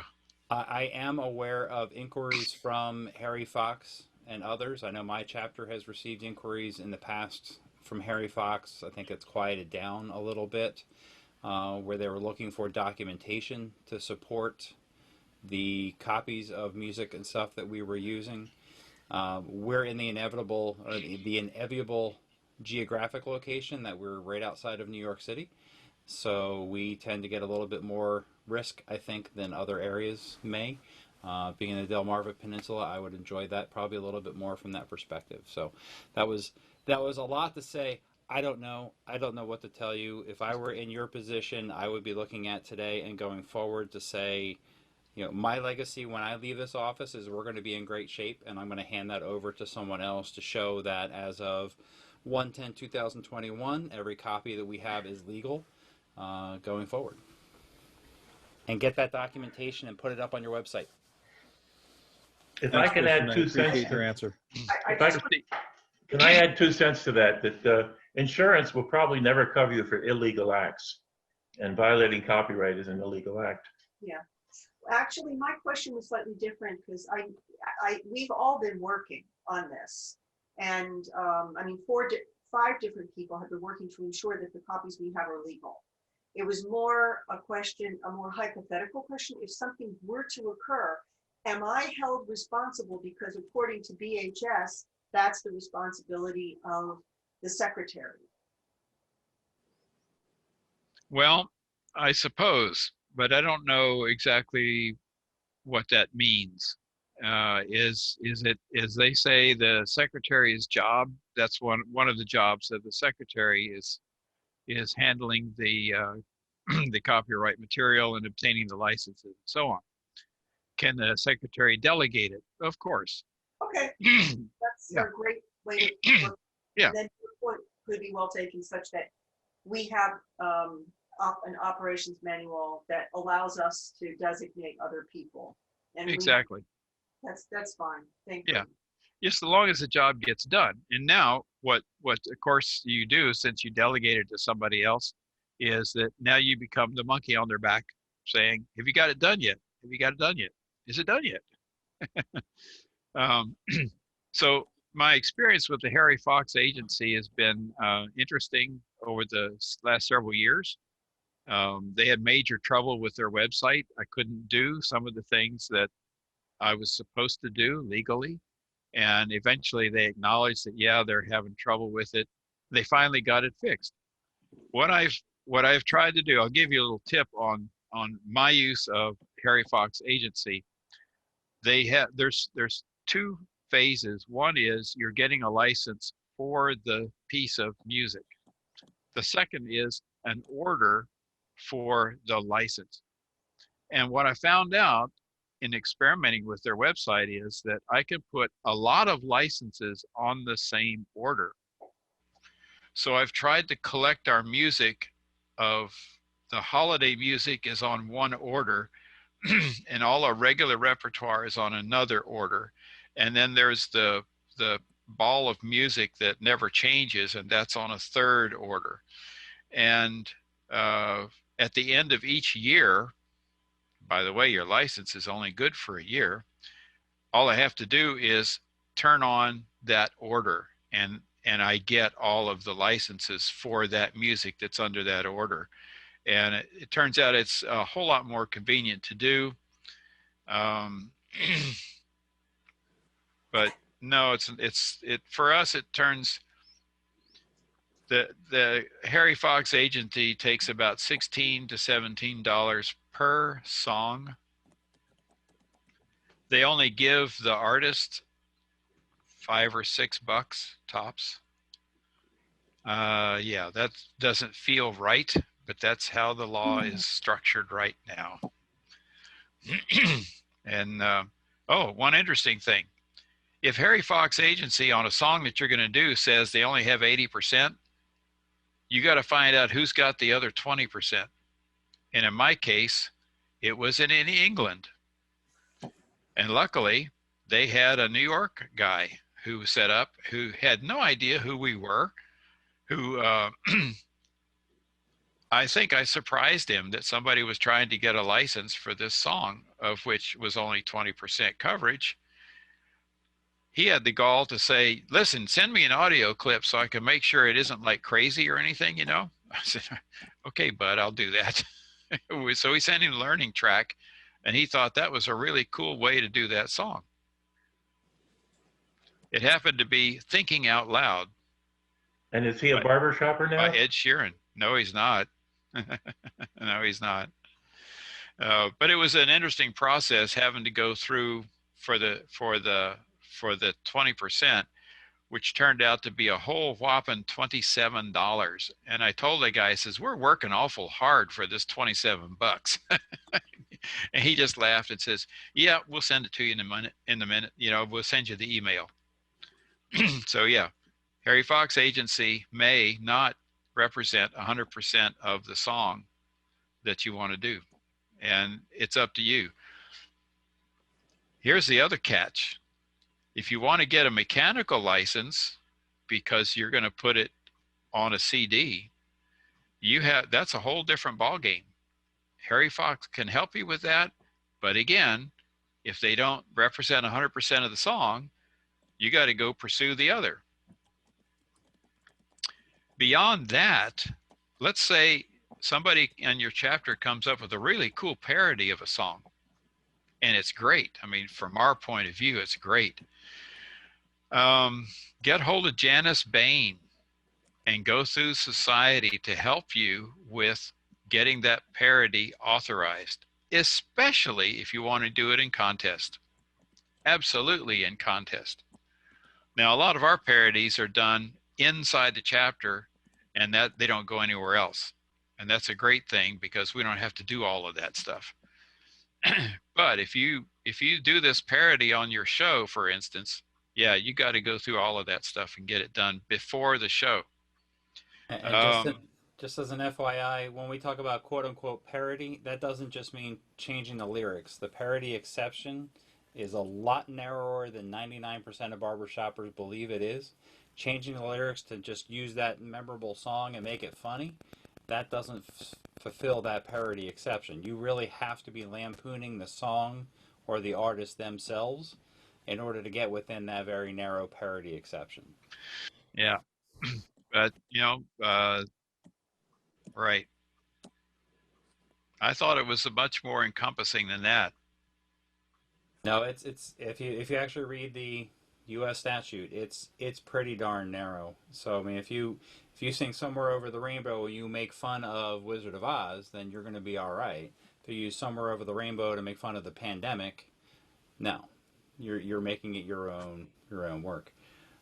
There's one other funny story. We were for 100 Harmonizers. We wanted to do a SpongeBob song on our holiday show, and I couldn't find the sheet music anywhere. So on a whim, I just reached out to one of the writers, Andy Paley. So he had a contact me thing on his website, and it was like 3 in the morning. I'm like, yeah, why not? I'll send him a note. That's when I do my best work. Send him a note saying, here's what we're trying to do. Here's a song we want to use. Calls me up at 8 in the morning, our time. I'm thinking it's spam. It's Andy Paley, the writer of like half of the music for SpongeBob the show. And he's so like, first he wanted to make sure it wasn't a farce. And then when I told him what we were doing, he was so giddy and excited. He offered me the whole darn catalog for free. Then, Wow. oh, because it gets better than that. So then he sends me the sheet music for the song because it wasn't publicly available. He arranged it in 4-part barbershop harmony because he's done work with the Beach Boys. Now this recording's on. It really sucked, but it was really fun that he did that. Yeah. It was really neat. So sometimes you can think outside of the box. I wouldn't recommend getting a hold of Walt Disney and or Paul McCartney, but sometimes you get lucky. Yeah, exactly. Wonderful story. Okay, so enough about that. So here we are. Use Harry Fox. It takes time, a little bit of time. The website is actually navigable with practice. I'll put it that way. Okay, since you get this CJ20 contest registration, this is really now it is Barber Score, and that's a different animal. I mean, it's certainly is part of BHS, but Barber Score is maintained by a different group of people. It's not even on the website. So yeah, I had to learn by trial and error on Barber Score.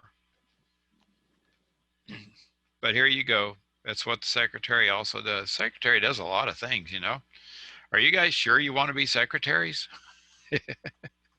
Just kidding. Of course, it's too late for those of you voted in office now, it's too late. Sorry. But there is help. All right. So certifying songs, arrangements, performing contest, legal, all that kind of stuff. Secretary responsible for certifying the individuals on stage are members in good standing. Has anybody ever been asked? Is anybody, yeah? Steve? I've been asked, I've been carded a few times at the contests.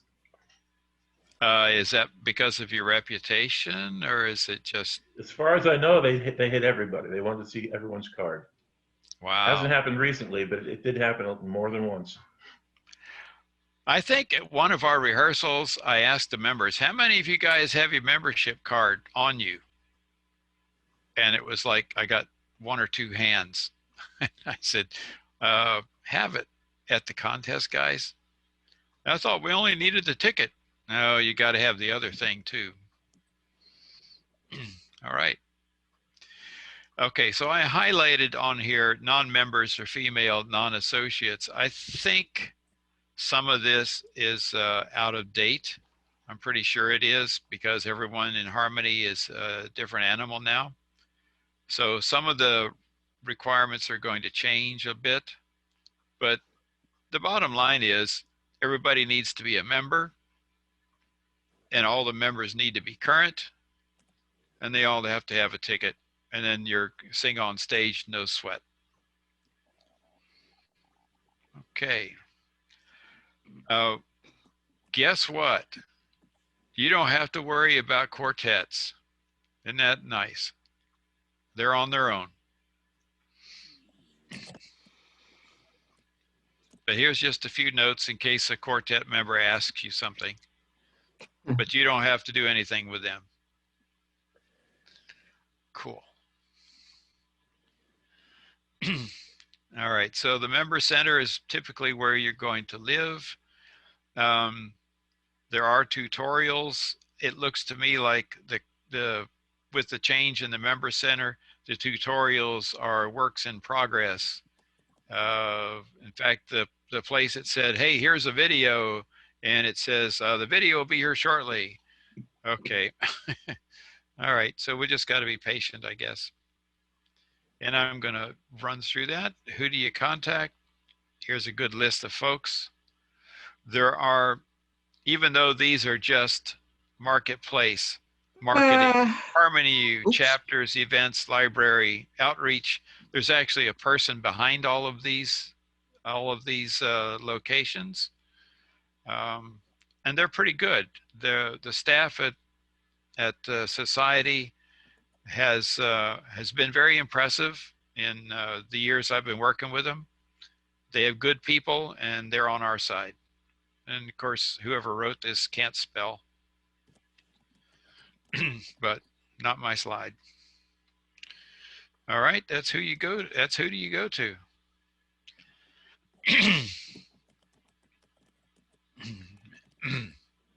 So let's see what else. Your district secretary, get to know who they are.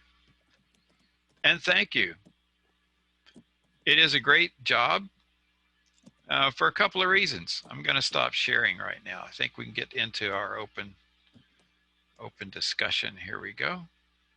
So there's a benefit to being a secretary that I didn't realize at first, and now I do, is that you've got your finger on the pulse of the chapter. You're in contact with society. You're a key guy, and that's a nice place to be. So welcome aboard, all of those who are going to be secretaries. There's a whole cadre of secretaries out there. Reach out if you need some help. All right, Rob, I'm about out of nickels over here, so Sure. Absolutely. Hey, Richard, thank you so much for a great job. It's a lot of content to go through. This and treasurers are can be a little bit tedious. Are there any questions? Does anyone have any questions? We've been watching the chat and we've been taking a lot of questions in line, which has been great, but is there anything else that we need to get an answer for tonight? Okay. How is it that we're going to get copies of this presentation? That'll be by two ways. One is, and when I get done with manipulating the video, it'll be posted up to the Mid-Atlantic District Chapter Leadership YouTube channel. So the recording of this will be up there. And then the materials can be emailed to you. Actually, Richard, I wonder if it would make sense for us, though, to go through the deck and finalize it and take out some of the, what ifs, and I don't know. Do you and I want to sort of blitz through that and fix it, or?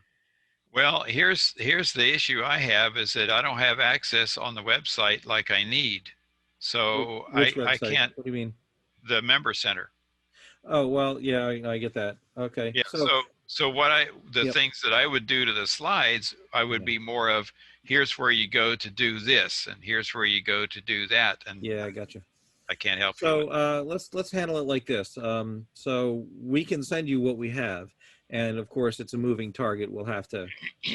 Okay, I have the roster, and I can send it out, or I provide that to Richard, and he could send it out. Either way, we'll provide a link. In an earlier session last week and today, they're up on a Google Drive. We'll send you the link. You can access them. So. Yeah, I can do that. I can put the things that I've done, the card deck that I modified, and yet going through it tonight versus where the new member center is, the information is of limited usefulness. Well, yeah, but there's a lot of other info too. So I'm collecting, actually, you know what, Richard, I can take care of it because I'm actually creating a place for all of the content for all of the classes. So, right? Okay. So and I've already sent you I'll send an email for that. Okay. And I already sent you the slide deck, so you got it, right? Yeah. Thank you. Yes. I'd like to say that I really appreciate in the slide decks, everything that had a line through it was crossed out because it's in process of being changed or likely changed. I really appreciate that. So we know which ones to. That's what I did. Yeah. Did a fantastic job. Any other questions at all? I have one question. At one point, there was a mention that Northeast Group, whatever, compiled like due dates for the top 3 jobs. Yes. When and how can we get a copy of that? I've got it actually, and let me. If it just attaches There to it the email or the Dropbox, that'd be fine. Yeah, Don't- I think we can circulate that. Okay. Richard, you can show it. I provided it to you in case you wanted to incorporate it to show. Yeah, let me I go think that there. can be distributed. Yeah. Let's Why take don't a I quick- why don't quick I peek just at it. bring that up right here as kind of Yeah. like let's wrap it up, and I'm opening that file We'll just take a quick peek at it. slowly, but it is opening. So, Mike, I was the faculty guy for secretary class for Northeastern District, and it was great to have an opportunity to talk to them, and I helped with putting this together, providing a few dates and a couple of points and reviewing it. So there we go. So they supplied it to me based on that. And they're circulating it. They have it in their materials. It's fantastic. Richard, do you have it, or do you want me to pull Yeah, it? we're coming up. Okay, it's coming up. All right. Thank you for that, Rob. Thank you. You got it. You got it, Mike. It's good for everyone to see because it really lays out the whole year for you. Let's see what happened here. There we go. Yeah. All right. There it is. Try to position this. And guy. note, it's unofficial, right? Created by Jess Hines, but it's great info though. All right, there we go. So, yeah, what to do when? Okay, any day now. Uh-oh. I've got the hourglass of death I showing see up that. here. Yep, I see that. Let's see. I have. Okay. Let's see if we recovered. Yes, we did. All right. So they have tasks with specific dates. They have who's supposed to do them. This is cool. Yep. So right in And looks January, like I'm and then May, then having June. trouble supporting the bandwidth. Yep. You know what? Yeah, I can. Let me see if I can put it into the chat. Hang on. No, well, Stop don't share do that. No, don't do that. No. You know, I went into chat to click on file thinking, No, it's not file. That's to post a file. It's next to it. It's the 3 dots next to it. And then you can save. And then you can save.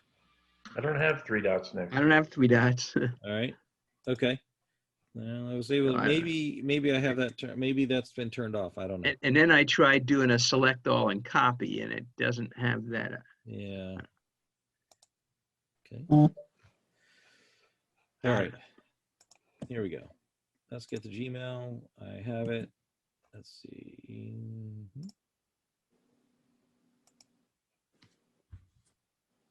Forwarded. Standby 1.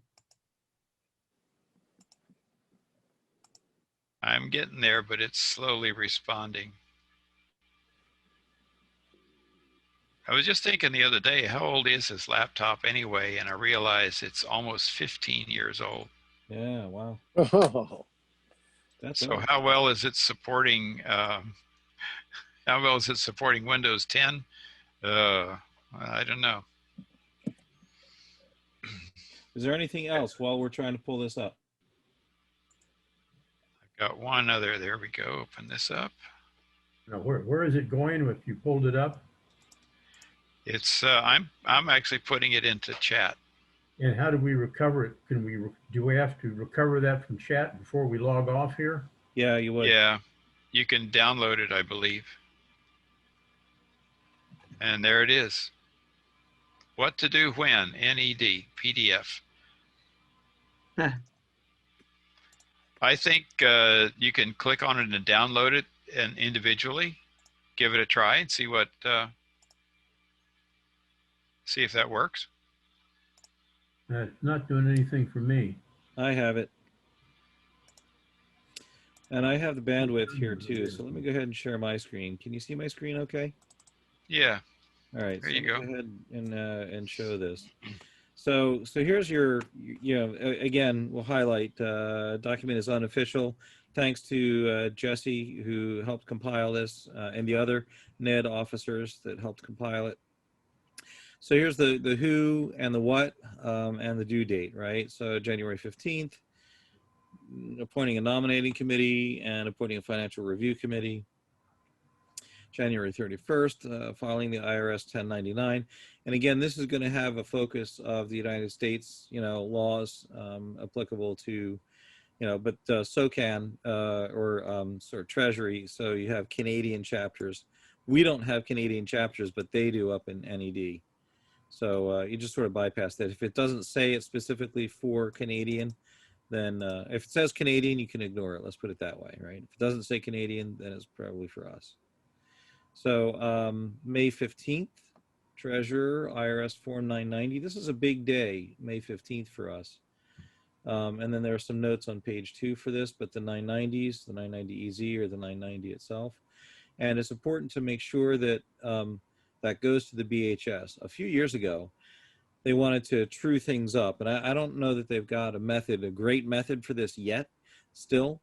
I hope we get this fixed, where they wanted to, reconfirm that all of the filings were done properly. And so we had to reach out as chapter advocates to all of the chapters and say, hey, it looks like you didn't file. It's like, what are you talking about? We filed, and so none of the information that they had was correct. So we had to go through an arduous task to try to fill that out and fix that up. Hopefully we got that going better, but be sure you tell the BHS, make sure it's filed and in Member Center. Okay, let's see, June 15th, oh, that's Canadian, got it. Nominating committee. This is the other interesting thing. There's a lot of chapters, I think, and chapter boards that don't kind of get it, that October 15th, by October 15th, this is a, due by, on or before, that you need to have your official annual chapter meeting. I don't mean planning meeting, and I don't mean like just, any run-of-the-mill kind of, just, hey, we got together this week, and that, it's typically, declared by the secretary, this is the annual chapter meeting, and it's opened as that. The minutes are recorded that way by the secretary, and that's where you have your actual official elections. So then there is a requirement, and this is why the September 15th date is here, that 3 meetings prior, there needs to be the reading of the slate. All right, so the slate has to be presented to the nominating officers for the next year, and then it's got to be announced. There was like a 3-week, or 3 times it has to be publicized. And then there are also, by the way, and go into your chapter bylaws. They're updated, and they're in Member Center. They're tricky to find. You have to search for them. Chapter bylaws. I was just looking for them a few moments ago. And so that actually lays out some of those stipulations about when this annual chapter meeting has to be, and also the percentage of membership that's required to constitute that, whether that's like, 2/3 or 50%, that sort of thing.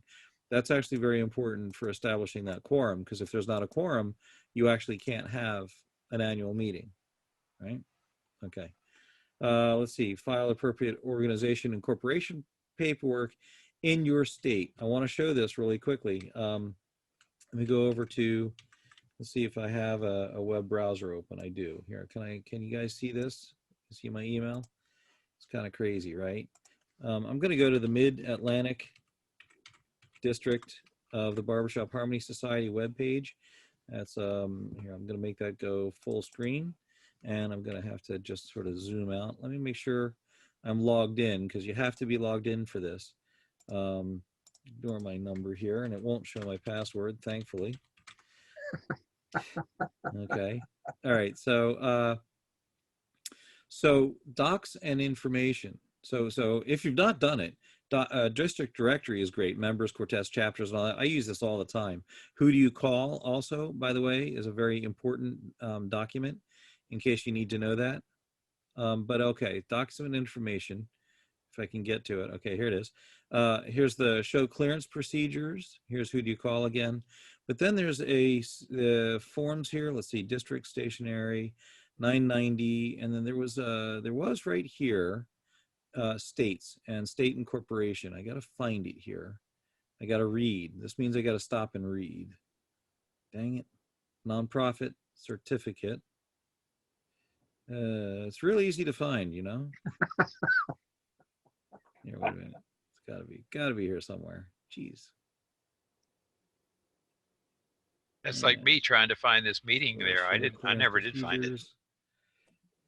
Nonprofit, here it is. That's what it is. Okay, got it. Nonprofit registration and compliance. And what this helps you do is to get connected with the right people in your state. It's different per state, and this is the incorporation. It's actually usually part of, either directly part of, included in, or it's adjunct to the registration for your incorporation status. All right.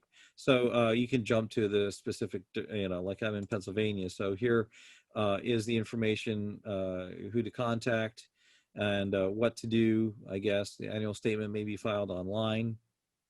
And that's what we're talking about over here, your state or province. All right. And then let's see, December 31st. And it used to be vitally important. It might still be vitally important with the new member center to be sure that at least your secretary for the coming year is established, right? Now, it used to be that you wanted to do that because turn of the new year, you would lose access, right? And I know that like our secretary extraordinaire, Dick Feinler, would always, you know, make a big point about that specifically in the combined session as well. Be sure you get in there and do it. So, all right, let's see. So tasks without specific due dates are here. Show clearances, the SOCAN if you're Canadian. Here are the notes that are on that page too. And then the notes continue. There are more linkages. These linkages may or may not be available considering the new structure. Here, you know, I could probably business a barbershop. Let me just try and Secretary manual's good. Oh, no, it's not. It's out of date. Okay, well, this link worked. That's good. Wait a minute. Yeah, so, all right, I guess I closed that out of my email. Oh, here it is. Secretary manual. All right, let's go ahead and see it. Yep, there it is. Healthy Chapter Initiative, Secretary Manual, September 2017, right? So we're working on it. I guess, you know, everybody who works This is the deck I started from, and I had to mark this one up. has a day job, or maybe the people that are maintaining this have a day job too. I don't know. I do too. So it would be nice to have this updated, but it's a big job because actually I see the big job it is. Let's see, one of the other fellows here mentioned it. I forget who it was. It might be Richard Berger. From a, you know, knows about systems and system migration and whatnot. I'm an IT worker, and we have documentation for systems. And when you look at all of this material, you know, it's intermeshed, right? There's some material that overlaps and is cross-linked. So it can be very difficult to maintain these if they weren't written for maintenance purposes. And as you can see, this is a 43-page document, so there's a lot of content here to go through, but still, I mean, 4 years, coming up on 4 years, I mean, someone should be getting through it, right? Okay, so this is the guide, and we'll send you have it, and we've gone through it. I'm gonna take this out of full screen, stop sharing. There we go. Wow, look, there's actually still people here. I'm amazed. I was on mute that whole time, right? No, actually, Okay. you weren't. Okay, all right. Cool. All right, so yeah, so Richard, once again, thank you so much for a great presentation and taking us through that. You've done a fantastic job. Thanks for all the questions we've had. Christian, thank you for contributing your parts that you did. That was really awesome. Thank you for the questions, mostly, because if you guys didn't ask questions, we'd think you were asleep. It was really interesting. The one question about capturing the chat is still. I have it. I have it. We'll be sending it out. Okay. To you. Yep. Well, thank you both. This is I'm ready to jump off the bridge now, but yeah. No, don't do that. Yeah. Not to dissuade you or anything, but it's a big job. It is. Funny. It is a big job. And that's why I told my chapter, it says, okay, I've been doing this for at least 5 years, maybe more. I've lost count. And it's time for a younger member, a newer member in the chapter to get involved. And the only way that's going to happen is for me to tell them, says, all right, guys, I'm done at the end of 2021. It's your ball game. Hey, listen, before we lose everyone, I want to ask a quick question here, and it will be quick. It's just a show of your hands. I can see your videos. So it occurs to me that we have a community of seasoned individuals who have been seasoned secretaries, and then we have some ones that are fairly new to the role. So would it be beneficial to continue this community by having a, I don't know, like a periodic kind of get together, a checkpoint, you know, see how you're doing and follow up on other questions or whatever? Is that something that, I mean, we're all Zoomified, right? But I mean, if we do something in like a few months, would that be good? Yeah. Okay. Yeah. I think so. If we make it brief. Yeah, not a 2.5 hour deal, just a half-hour checkpoint. Right. Why I say that is because considering, like, we're all in chapters, but we're all doing the same thing. We're not competing with other chapters. You guys are the ones that can help each other out. So the course roster will also be sent and shared with people. I know other sections have done this too, where, you know what, if you have a question, you know, ask Richard, you know, he might know the answer, but, you know, we could ask the society, and that will be great too, to ask us, but ask each other, you know, it's no reason why we can't help each other, right? Exactly. All right, cool. All right, thanks. I'm good. And if everyone else is ready to go, we can certainly adjourn. Do I See have you guys. a motion to adjourn? Thanks very much. One Alrighty. quick question, please. Okay. Do we have an expectation of being able to use the member center within a few days? I've not been able to see anything but my own profile. Yeah, you know how I think we would be best to handle that is to send a note to the Barbershop Society. And I don't know, Steve, if you have that link, or sorry, Customer service. Richard, is it customer service at barbershop? Yeah, customer service at barbershop.org. That's probably the best way to get you fixed, because it's probably specific to you and your access. Okay. Yeah, I've got to do that myself, Tom, because all I can see is my own information. Yep. So I honestly, I would give it a few days. I mean, unless you have an urgent need to do something, give them a few. As Rob mentioned, you know, they're one-arm paper hangers, wallpaper hangers right now. They got Midwinter, they got this rollout, they got leadership academies, they got all kinds of stuff going on. So give them a minute to work those quirks out. If you have something urgent, you need a chapter roster, a filing, whatever, ping them. But they're going to be going through probably absolute madness tomorrow when they go to roll out. So watch those emails. There will be contacts to reach out to get help. Because I know when I went through, I've got all kinds of stuff that is just left and right is backwards and stuff is upside down. And things they say are supposed to do something, like adding a new member. I followed the tutorial as we were going. I was trying to figure it out. Yeah, no, that does not work. So they're what we call UAT in the systems world, user acceptance testing. Yeah, if it's about to like go get real tomorrow, when we all get in there. That's funny. So we can all pile it on, right? Testers. Send them your notes. It'll pile them on. No. Yep. That's the day when the user comes and says, oh no, that's not at all what I expected when we drew up this contract 3 years ago. Yeah, exactly. And the art of defining user requirements. Well, let's not go there. Yes. I'm glad I'm quote unquote retired. No. That was Those are the B-level documents that I was used to when I was working with Lockheed. Yep. No, that's what we thought was it was an enhancement. It's a feature. We added that special for you, right? It's Yeah, not the a Navy bug. would call those It's bugs. not a bug. It's a feature. That's right. There you go. Right. Yeah. All right. Good night, all. You guys have a good day. Thanks, Take care. people. See ya. Thanks again. All right, good night. Thanks so much. Good, Thanks for Nice to meet you all. good job, Richard. Thank you.